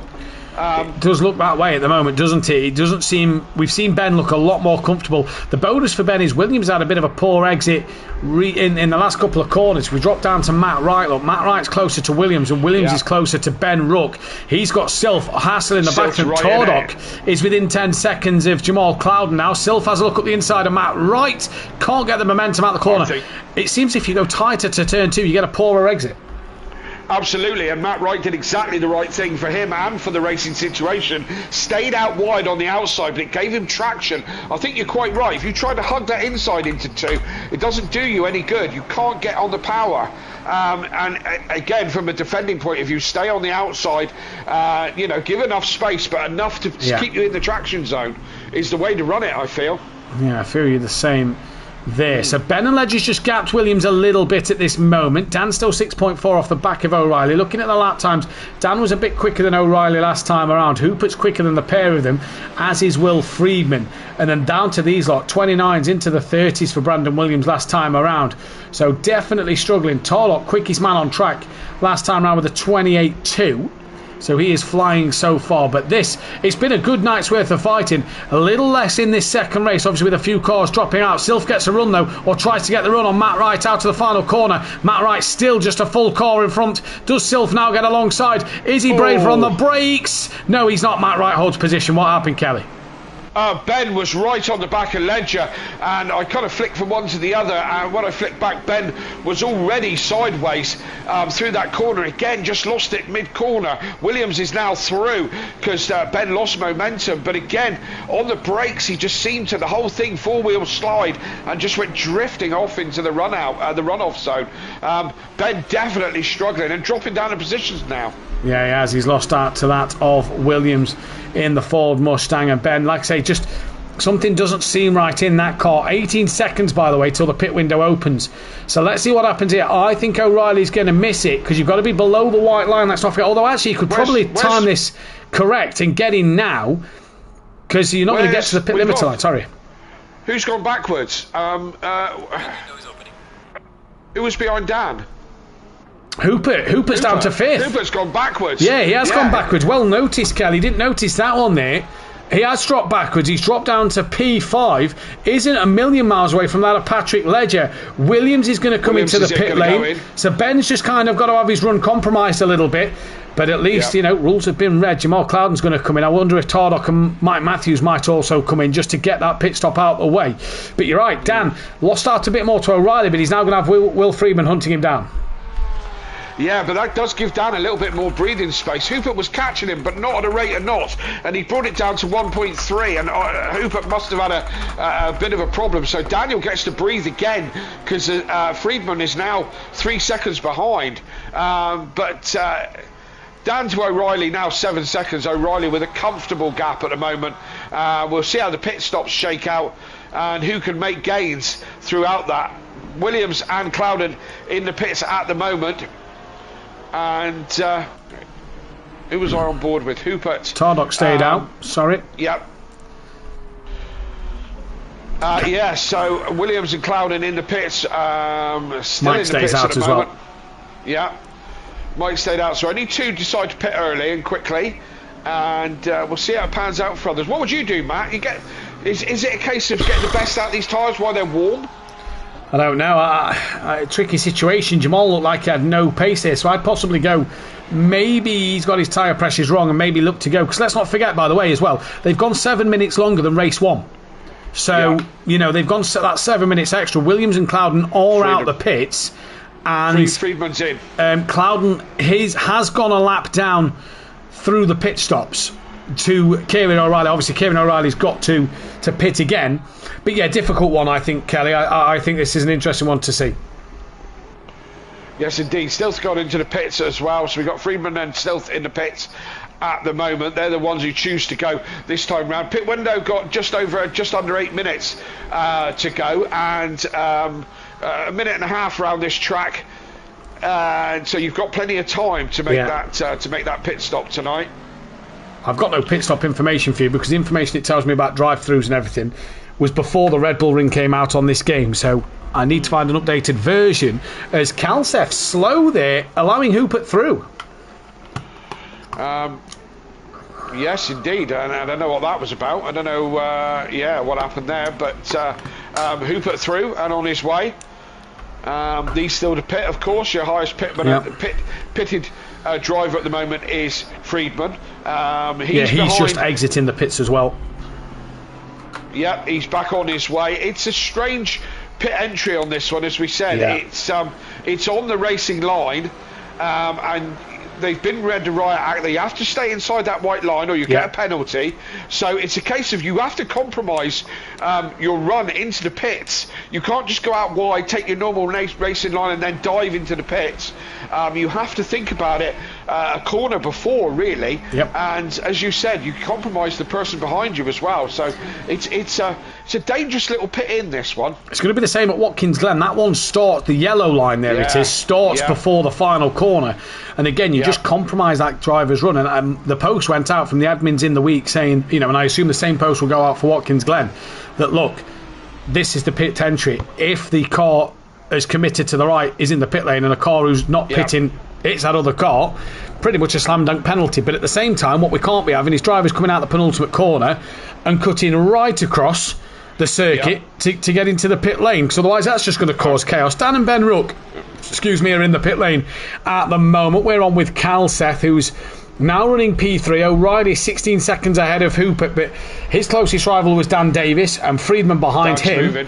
Where is Will Friedman? So Danny's moving. Let's go down to Will Friedman. This could be tight. Danny's off the limiter. Let's just go to the helicopter camera. We can't pick up Dan Davis, so that means Will Friedman has got the... Dan Davis has got the job done. Does Friedman look a little closer? He does. He looks a little bit closer. We're waiting till it shakes out and we get the numbers on that. What was it? About 3 seconds. Yeah, for just under 2.8, something like that, wasn't it? Yeah, but now it's reading as 2.1. So Friedman has made a net gain. Yeah, he's made a net gain, absolutely, on that. So we resume this battle. If Friedman pulls up into the back of Dan, we resume the battle that we started this race with, and I'm sure Dan's looking forward to that. O'Reilly's in the pits as we're halfway through the race, as is Cal Seth at the moment. Mike and Tardock haven't pitted yet. They was down the order, let's not forget. They haven't yet come into the pit lane this time around, so we'll see what happens for them too. But this is Friedman on Dan. That gap's down to 1.6. Don't forget though, Friedman's tyre is going to be a lot more up to temperature and pressure than what Dan Davis's was, as O'Reilly leaves his pit box. Let's see when he comes off the limiter. But going that lap earlier for Friedman gets his tyres up to temperature a bit quicker. Absolutely, and if it's anything like Imola, I certainly found it takes 2 or 3 laps to get those tyres warm and up to temp and up to pressure. Remembering that we're on not an optimum track, and it's only 5 degrees out there. It took a couple of laps at Imola to get the tyres where Ben Rook, Kelly. Ben Rook a little wide out the final corner, bounced along the curb, nearly lost the rear. That's allowed Sylph to get an easy run up the inside, and through goes Sylph on Ben Rook into turn 1. Yes, indeed, job done for Stilth. That was reasonably easy for him. Dan gained time as well, by the way, because that was over 7 seconds to O'Reilly. Dan down to 5.4. So, good stop from Dan, that. Maybe lovely. A steady one from O'Reilly. Do you know what I mean? Maybe he kind of had a steady stop, didn't want to mess it up. He's in a good, solid position. You know what it's like when you're leading a race, Matt. I mean, even if you're leading comfortably, all sorts of things start to go in your head. You come in for pit stop, don't mess it up. Don't give it all away in the pit stop. So you go a little bit steady to make sure you hit your marks. Oh, as O'Reilly gets very sideways. That Honda's got to get up to temperature. Yeah, on a reasonably simple corner, to be fair. Now it's O'Reilly having to get those tyres back to temperature. Well, O'Reilly's got to do that, but also, Kelly, Ben's got back ahead of Sylph. So Ben is back in front of Sylph then. We're currently watching this fight at the moment as it plays out. And what happened there? Not sure what happened there, because I flicked away, come back, and it was already job done. Yes, indeed, and 4.2 now. Dan's got the gap down to O'Reilly. O'Reilly's struggling just to get his tyres up to temperature. Friedman reeling Dan in as well, 10th by 10th. He's got the gap down to 1.2 now as they start into another lap. So these times are ebbing and flowing, Matt. Yeah, and I feel what we're seeing here, I still think it's very close to the back of Ben Rook there as we ride on board with him. What I think we're seeing here, Kelly, is the fact that Friedman pitted a lap earlier than Dan. With it being so cold, Friedman had that lap extra than Dan to get them tyres starting to get into a better window. So while Dan's are still coming into that window, Friedman's are a lap older. So Friedman's are a lap warmer, a lap higher on the pressures, while Dan's are a lap better than O'Reilly's. So I think it's going to play like this, Kelly, just for a couple of minutes, couple of laps, until they all then start to hit where their peak performance are as the top three come in. As I say top three, Hupert stays out, but Ledger, Wright and Tardock are in, and this fight between Silf and Ben resumes on here. Yes, indeed, and again, Friedman just bringing the gap down bit by bit. Of course, Tardock really not in this one. He's so far down now. He's just it's going to be very difficult to recover from that. But he's in the pits now as the leaders go through. And who else you got in the pit? Who's left to pit? Hooper hasn't pitted yet. He's running that close to the margins, isn't he? With 1 minute 14 to go, but he's a good halfway round the lap, I believe. Yes, he's over halfway round the lap and has to pit this lap, or he will be out the window and get what will he get? A drive-through or a stop-go or something like that. But he's coming over to the right hand side. He's tucking into the pit lane, keeping inside that white line. It's painfully slow as you go round that penultimate corner and into the pit lane. Be careful not to run onto the grass as Hooper gets a little bit sideways, gets over the line with 40 seconds to go. He's the last man to pit other than Mike Matthews, who's he's in the pits right now. Yeah, Mike Matthews is in the pits right now, and Ben Rook has managed to pull away from Silf. While you was having a good little chat there, Kelly, I managed to sprint to the toilet, have a wee and come back. That was good. That was quick time. That's a quick pit stop. As Hupert's came in, it's not just the drivers making pit stops, it's the commentators as well. Will Friedman just dropped a wheel into the gravel here. And again, look, we're still saying this. Look, Dan's catching O'Reilly and Friedman's catching Dan. This is still them tyres doing what they need to do. Yes, indeed, and absolutely the case. Friedman down to 7/10 to the back of Dan.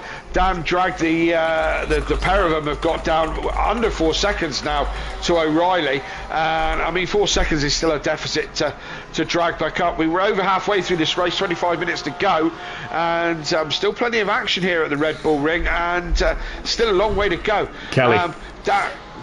Just looking at the leaderboard, Jamal Cloudon's had that bad a race at the moment. He's fell behind Tardock after the pit stops. He's having I say you can't blame me this time. It just ain't happening. It isn't happening. No. And poor old Cloudon, he's got there's a few of them, isn't there, that this season O'Reilly's had his fair share of bad luck, as is Dan, Friedman, Cloudon, Mike Matthews, all got pace. But do you know the strange thing as well? Good evening together. Just to sort of carry on from what you're saying there, Ben hasn't, and then last week and this week hasn't gone Ben's way, as if he's now starting to have that rub of the green. Yes, indeed, and we've still got some interesting tracks to come. We've got Watkins going. What's next week? Next week, back on British soil. It's Alton Park.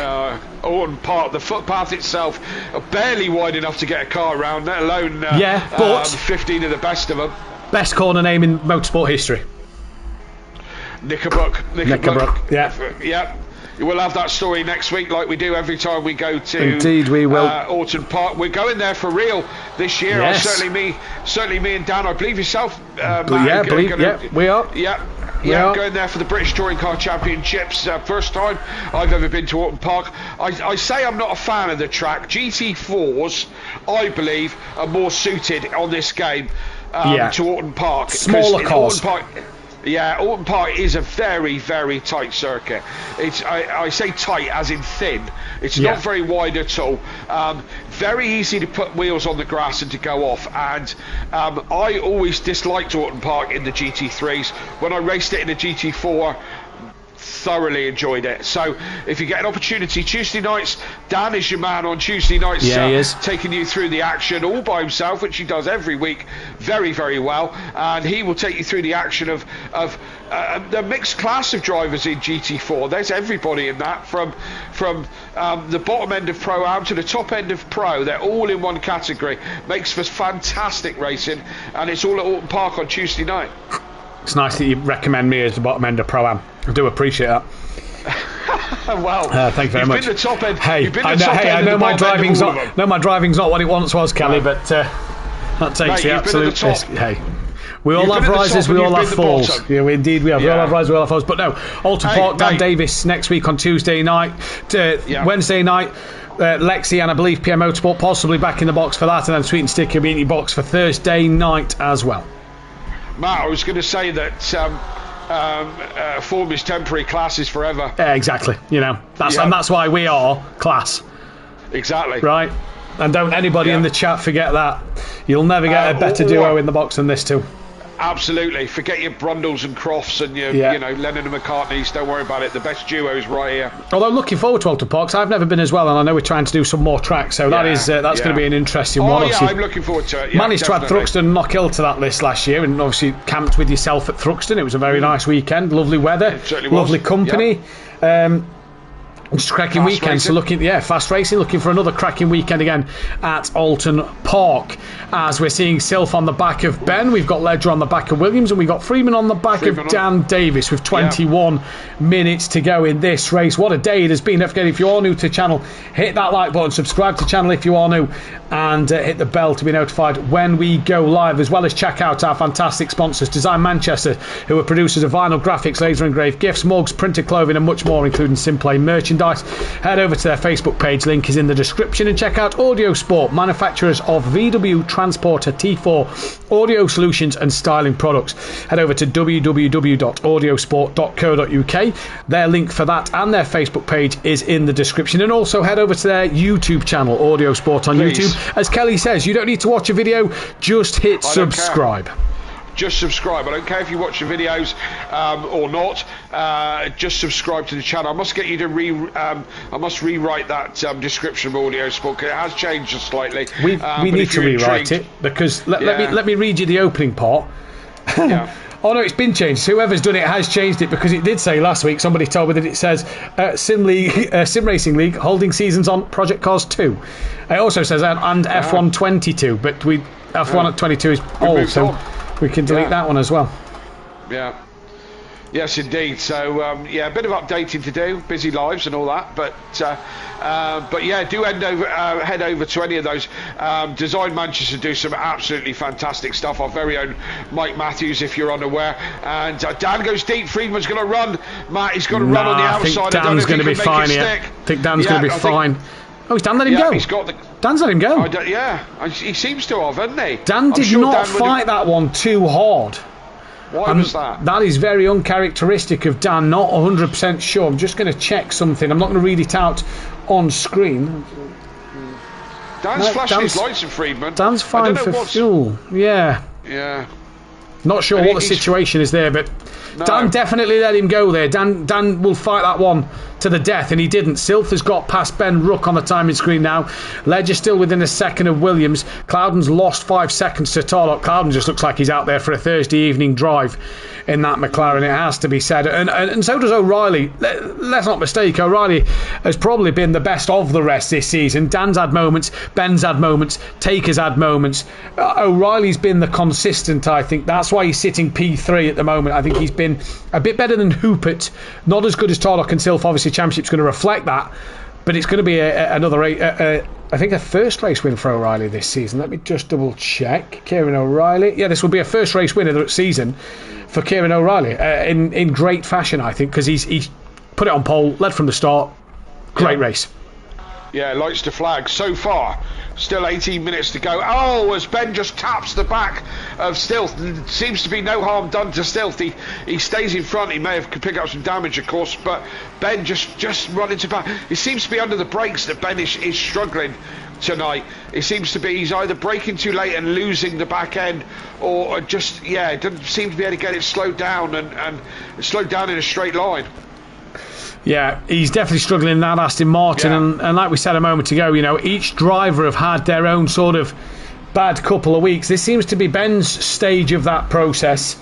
Who has had a bad couple of weeks, obviously from last week to this week. He seems to be the one that has struggled a little bit more than the rest. So this is going to be an interesting one to see what will happen here in the rest of this race. He's got to try and carry it on, and I believe he will do as best he can, but with drivers not being on the grid this season, Kelly, what is a bad race for Ben now compared to what was a bad race for Dan at the beginning of the season, or O'Reilly at the beginning of the season, is a lot better for Ben because his last drivers some more points for him.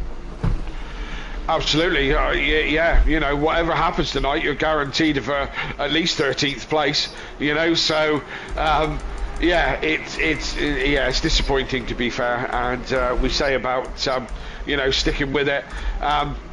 Unfortunately, the closer we get to the Ledger's having a look on Williams, makes it stick at turn 2. That is a heck of a sending manoeuvre from Patrick Ledger. Has he got it done though? The Mustang's going to use its grunt out of 2 down to 3. Williams is on the outside and pulls back in front of that Lamborghini. The grunt of that Ford Mustang. Well, speaking about Ford, as Ledger comes again at turn 3. Full send from the Dutchman. Bit of contact on the exit of the corner, and full send from the Lamborghini. 2 corners in a row. Williams does not give this one up into turn 4. Mustang holds the inside line. You just seem to understeer wide if you're offline through turn 4. Ledger's still there though. This is a great bit of racing. 3 corners, now 4 corners, and Ledger just couldn't hold it there into the next part of the S's.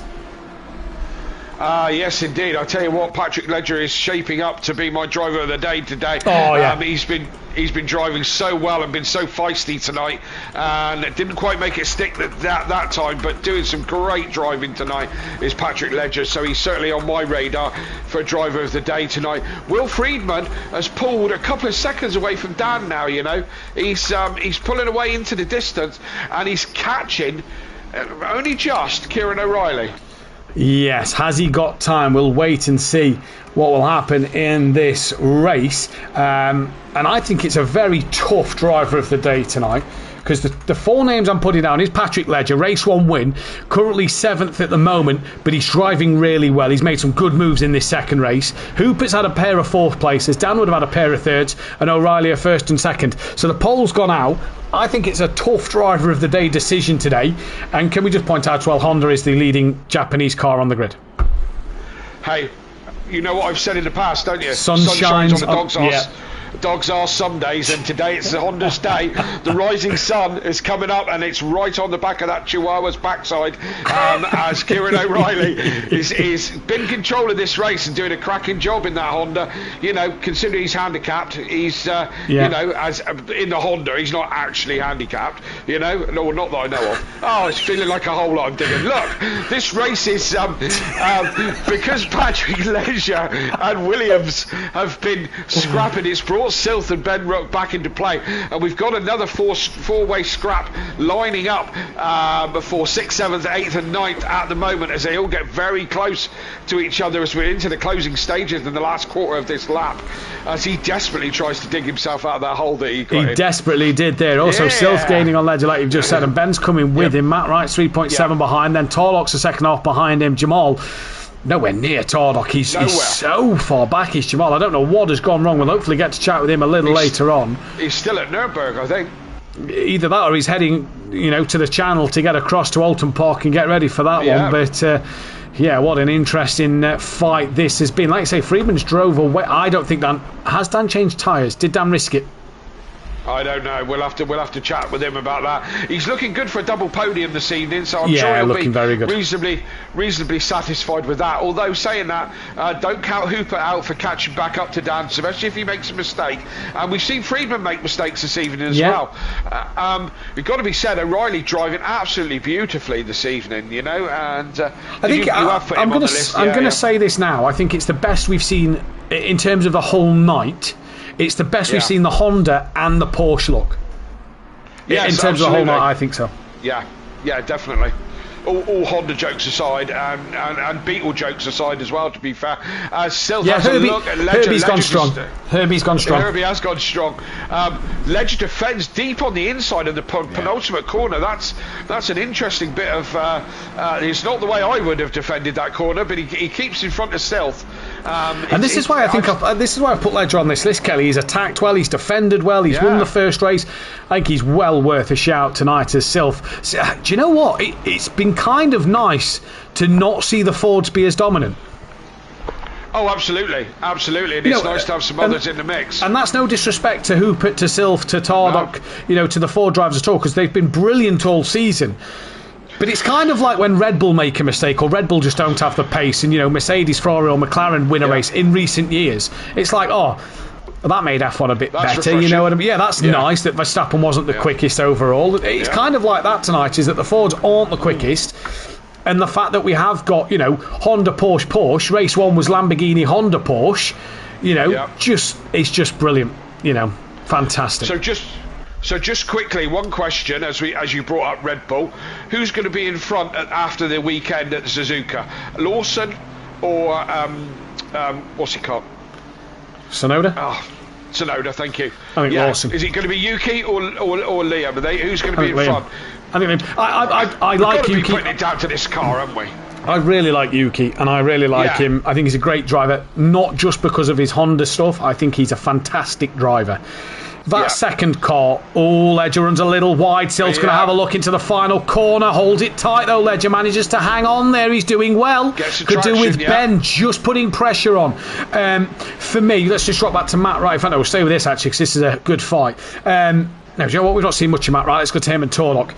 I like Yuki, I really do. But that second car is cursed. It's bad. It's built for Max. If you're not Max, you can't drive it. That's no disrespect to Max Verstappen. That's no disrespect to any driver. That is poor management from Red Bull. Yes, all your eggs in one basket, and that one basket isn't what's going to get you prize money and wind tunnel time for next season. And Red Bull need wind tunnel time. They've lost their greatest asset. They certainly have, and Silth having another run on Ledger, but he couldn't quite make it stick. They're in close company again as they come down into turn 3. Silth with the inside line, but Ledger just a smidgen on the brakes. He goes all the way around the outside, gets the traction again, and managed. Brilliant driving. Silth just sitting there trying to do something against Ledger, but Ledger's just always there, and always in the right place at the right time. Touring car defending at the moment, parking it where he needs to park it. Later on the brakes, toward it round the outside. This is a brilliant drive. Silth on the grass a little bit. This could allow Ben to have a run, and by God does it, because Ben ahead of Silth now coming into the penultimate corner. Ben. That was a duffing. That was a duffing chop, and I know, and Kelly knows what a duffing chop is. And Ben Ruck there was full hi-ya, and off comes the nose. Oh, I don't know how many chopping days it is to Christmas, but he certainly had a good old chop there as Ben Ruck defends himself and gets back, takes advantage of Silth's mistake. And Silth makes another one into turn 1, gets him very deep into turn 1 and loses ground to these. Let's see how Ben gets on against Patrick Ledger. Patrick Ledger seems to be the new KLF on the block of defending. He always in the right place at the right time, always in the way. As I've been told. 266 days to a Christmas, to answer your question. Yeah. Is that shopping days or just days? Just days, and I googled it. Don't worry, I'm not sad enough to know that off by heart. I did Google it. I thought you would be. Ledger's now gained on the back of William. He's going to go right around the outside. I don't know if he went deep or if he just thought, you know what, the outside's there. I fancy a bit of that on Williams. He seems to like the outside, He does. He really closed up on Williams. That's now not happened out to this corner, but I like the Yuki, but I think that car's built for Max, and I think Red Bull screwed over Gasly, Albon, Perez, and now Lawson. Why is Sonoda going to be any different? Absolutely, I totally agree, and it reads that Red Bull have painted themselves into a corner, and the more that Max has got good, the worse they've improved the car for him, and now they're in a real problem that they haven't got anybody who can drive like Max. You want a great example of a team that's got two working cars, McLaren. Absolutely, and and they're the force to be reckoned with. So. For Lawson's career, and for and I agree with you. I like Yuki. I think he's. Drive through, Patrick. Oh no, Patrick Ledger. No. Drive through penalty for track limits. Oh, your heart bleeds as Ben gets past him, and your heart bleeds for the Dutchman who's drove so well all night long. But a drive through penalty for track limits, that is just going to eat away at you. Oh yeah, I'm speechless about that one. That's gutting. Yeah, absolutely. You're doing so well, racing so well. Hey, we've been there. We've all been there. And it when you're on that third warning and you think one more and I'm in trouble. But being in a pack like this is so difficult not to, especially when the runoffs are so inviting here. Yeah, and this is the problem. This is what I find with the Red Bull Ring nowadays, with them runoffs at turn 1 and the penultimate and final corner. Bring back a good bit of gravel. Look, Matt Wright's just gone in the gravel. Watch how much it's going to hurt Matt Wright, because Tordek gets a great run through the S's. He's now alongside Matt Wright as Ledge is going to come into the pits. Ben's sideways, properly sideways. That was Tokyo Drift moment. I'll tell you, he was drifting that right round the penultimate corner, but still right on the back of him in the traction zone. Fair play to Ben. He held on to that, an absolute treat. If we were giving points for style, he'd be winning tonight. Well, Surf's going to look up the inside. Tordek did get past Matt Wright. Self looking up the inside. Ben tries to hold it strong around the outside and does hold it strong around the outside. Patrick Ledger-esque, and Ben Ruck comes off on top there. Hart goes out for Patrick Ledger. He's going to lose out to Jamal Clouden as well. He's not going to lose out to Mike Matthews, so that'll be a consolation, I suppose, there. But Patrick Ledger, you have to feel sorry for him. But Tordek got past Ilf, and that's what I was just saying about gravel traps. Bring them back. Matt Wright drops 2 wheels on the gravel trap. That gives Tordek the momentum to get through. Tordek's now fighting Sylph. This is a battle for the championship, let's not forget. These two, the 2 championship protagonists heading into the last 3 weeks of the season, and Sylph and Tordek still having a good scrap side by side through turn 3. Matt Wright with a watching brief behind at the moment, and Sylph and Tordek going to put on a great display, I reckon. Again, a couple of more people add into this battle, and got to be said that Tardok's done a great job, considering he started this race with a drive-through penalty, and he's now up to 9th with 6th place in his view. Yeah. What a drive. Yeah, what a drive. Fantastic bit of racing from Tordek, who looks now to the outside of Sylph. And don't forget, these two are the MSA team in the league. Oh, a little squirrely from Tordek there, still side by side. They now touch each other. Teammates don't want to bump each other next week, otherwise we will not hear the end of the Matt Neal and Gordon Shedden Honda references for the whole entire week. So Gary... We won't anyway. Well, no, we probably won't. Dan will mention it, you will mention it. And as Matt Wright now off the track trying to get past Tordek, but Tordek still hunting down his teammate, and if he finishes in front of his teammate, that'll be more points taken away from Sylph in this championship.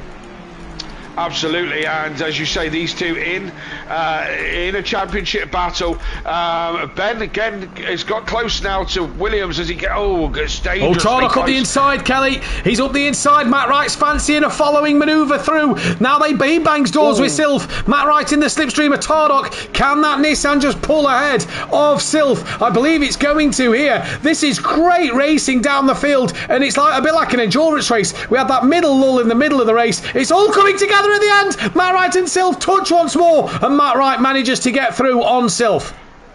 Sylph having an absolute shocker. Lost 2 places in the space of 3 or 4 corners, but he's having to go back at Matt Wright. Down the inside, Matt Wright hanging it round the outside. Tricky to defend out there. Sylph now got the inside line for the next corner, but his teammate is a dot in the distance as Tordek goes on. He's in 8th position. Remember, he had a drive-through at the beginning of this, and he was last on the grid with a qualifying ban. And as you say, Matt, because the numbers are down, he's now 8th, scoring good points. Scoring great points and great comeback drive from him. He's got the fastest lap. He's had the pace. Ben is giving it the old flash of the lights. Wonder where he's picked up flashing the lights from as well. So the Duffin chop, flash of the lights. Yeah. You've been teaching him. You've been coaching this boy. Yeah, that's why I'm so poor now. That's why I'm so slow now. I've given all my speed and wisdom to Ben Rupp. Yeah. All your little tricks you've given away, so everyone knows them now. If you're defending from a car, just nose gone. Yeah. Flash like mad. I call it the Duffin stroke Plato book of racing. Yeah. Hang him up on the apex. Hold him up on the apex. Yeah, all that. Yeah. You certainly don't see me doing that. No, never, ever. Run them out to just within a call's width on the exit of the corner. Never see you doing that. No. Hey, you know, attacking's one form of racing. Defending's another form, and you can be as aggressive attacking as you can be defending. Let's not get us wrong there. You know, we both have been in a situation where we've defended hard as well as attacked hard, and that's sometimes how you have to go racing. Dan, still within 2.1 of Friedman, but who put within 1.9? Friedman, 4 seconds to O'Reilly. I think O'Reilly's got this in the bag. Boring a mistake. 2 minutes 35 left. Ben looking to have a run on that of Williams down towards the penultimate corner. Tardoc's not a million miles away in the background as Ben there just breaks a little earlier and tucks back in. Wasn't alongside Williams to make the move. Yeah, and he gets very out of shape. Got very close in the last corner. Got out of shape. Manages to scoop it all up. As a flash of the lights at Williams. Don't think Ben's in the best of moods this evening. Where's Chris to tell us? Yeah, where is Chris tonight to tell us all about? Maybe he's not going in Ben's room, and I don't think he's allowed in there anyway, is he? No. He's not allowed to go in Ben's room and disturb him while he's racing. But as I said, I don't think Ben's in the best of moods tonight because he's doing a lot of that light flashing and a lot of chopping. I think he's driving a little bit angry this evening. He's certainly been fighting that car all night. Yeah, he has. And he's not done with Williams with a minute and a bit to go. We'll be on to the final lap soon enough. And it's all kind of stale with the top 3 at the moment. They're all pretty much sorted. The positions are still down because Tardock is now within a second of these two battling. Yeah. He's brought the gap down absolute loads. It dropped Silth way back. So and Tardock, don't write Tardock off for another position or maybe even 2 yet. No, Tardock is looking at a P5. He's got the rest of this lap and one more to go. Dan's 1.8 ahead of Hooper. So, Ben! Late pull out there. I think he just got a better run through the S's over that of Williams, and instead of hitting Williams, you had to avoid him. That's then going to open the door for Tardock. Tardock's going to go up the inside, penultimate corner. Tardock through. Ben's going to try and hang it around the outside. Final corner, they come again. Ben around the outside, Tardock on the inside. Still side by side together, and they're still coming down the start straight. I assume that the Ford's going to have enough in a straight line. Ben is fighting this so hard. He's gone 12 rounds with these Ford Mustangs. Has he got the last bit of momentum left in him? No, he hasn't. Yes, he has. On the inside, he touches Tardock. They spin. They're off. And Tardock's race that could have been 6th is going to not be. It's going to be down the order. And Ben Rook, well, that's going to be an interesting one to see, I think. Yeah, I think that was unfortunate. I think they both had room, but just run out. I think they both had room for that one, and it's just unfortunate. Ben, I thought initially that when you said Ben avoided, I thought he lost the back end and got the. I was on board with him, and it looked to me like the back end started to step out. I could be wrong. It looked like the back end started to step out, and he avoided that. That, of course, gave Tardock that run, and either way, he ended up with them in the wall. Kieran O'Reilly comes towards the line, and it's going to be a race win for the Honda, his first of the season. Second place for Will Friedman. Dan will take that P3, back-to-back P3s. Hooper will be P4. And we just await for Calseth to come to the line now. P5 for him, not a bad result for him tonight. Hooper P4, set of 4th places there, good result for him. This will then give Williams that P6, and that'll be a good spot for him. Good debut for Williams, really. 8th and 6th. Absolutely. Not bad from him there. Silth is going to take points back off of his championship rival as Tardock ended up in the wall with Ben. Silth will get 7th. Matt Wright will come home for P8. Jamal Clouden out of nowhere is going to get a P9 in this race, and you've got to be in it to win it, and you've got to stay there till the very end. But what a drive from him. Tardock will be P10 with fastest lap. Ben down in P11. I wonder if Ben gave that place back to Tardock, because Ben was in front of him as they both resumed. Yeah, Ben waited for him. I saw him Tardock go through quite easily. I think Ben waited for him, which it's kind of immaterial now. But it's a shame that battle came to such an end. Some great racing this evening. I thoroughly enjoyed tonight. Yeah, I think tonight's been thoroughly enjoyable. I think it's been absolutely brilliant as we just await for Mike Matthews to come around now. That was also Sil's drop score tonight, so that'll give him a couple extra points. Only the 4 extra, but still a couple nonetheless. But that then is your night's worth of racing. What we're going to do now is we're just going to go into the Discord chat to start the interviews.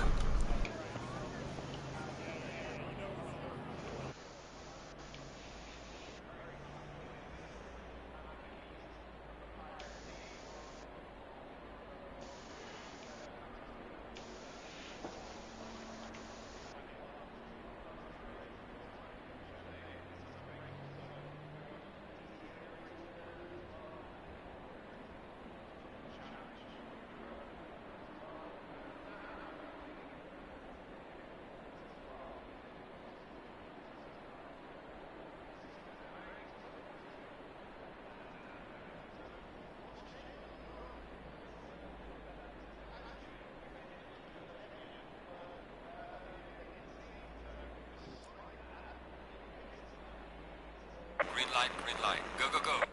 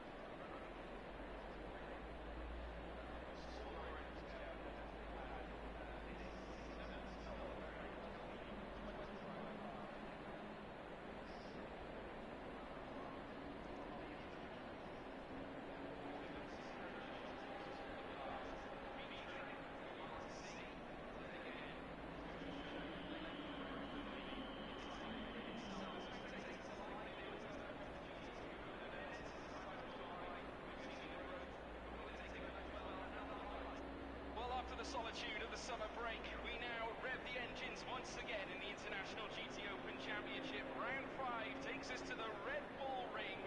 We are here, formerly known as the Österreich-Ring, formerly known as the A1 Ring. It's now the Red Bull Ring, folks. And I tell you this, it's going to be a special race. With the championship fight so fraught, we're going to race around a track that was opened back in July of 1969. Closed in 2004, but soon reopened. May 2011. We're here at a capacity of 105,000 seater that has the ability of holding that number of people with a length of 2.683 miles, 4.318 kilometers. And I tell you what, after heroics of last season, Oregon seemingly back to the front. This time Maximilian Paul, following on from fabled heroics, and he managed to perform back at Hungaroring in that absolutely astounding move around the outside and through the final corner. He's now back at the front end again, and this time on pole position for the second time that car has made it there this season. And now they can join the likes of Christopher Haase and that of Simon Riker as to be the only two teams of drivers to have netted more than one pole position this season. They have got no stiff competition, plenty of cars in the mix. A single point in terms of the championship fight is all that separates the likes of Sam DeHaan, Charlie Bagg, and the Motorpark team of that of Marcos Seaver and Diego Menchaca. And again, we're going to open up a new chapter. Of course, the second half of the season now in full swing. We're reaching the closing stages. A small matter of 3 rounds to go races to go before we crown a champion, and I'm looking forward to it. My name is, of course, George Morgan, your commentator. Alongside me, as always, the one, the only, it's Chris Stevens. Chris, how are you, sir? Did you enjoy your break? I absolutely did. I've been waiting to come back to the GT Sport paddock for so long since we left the Castellet, which feels like way too long ago. And yeah, excited to be back. And wow, what a qualifying we had this morning. An unbelievable performance from Team Oregon.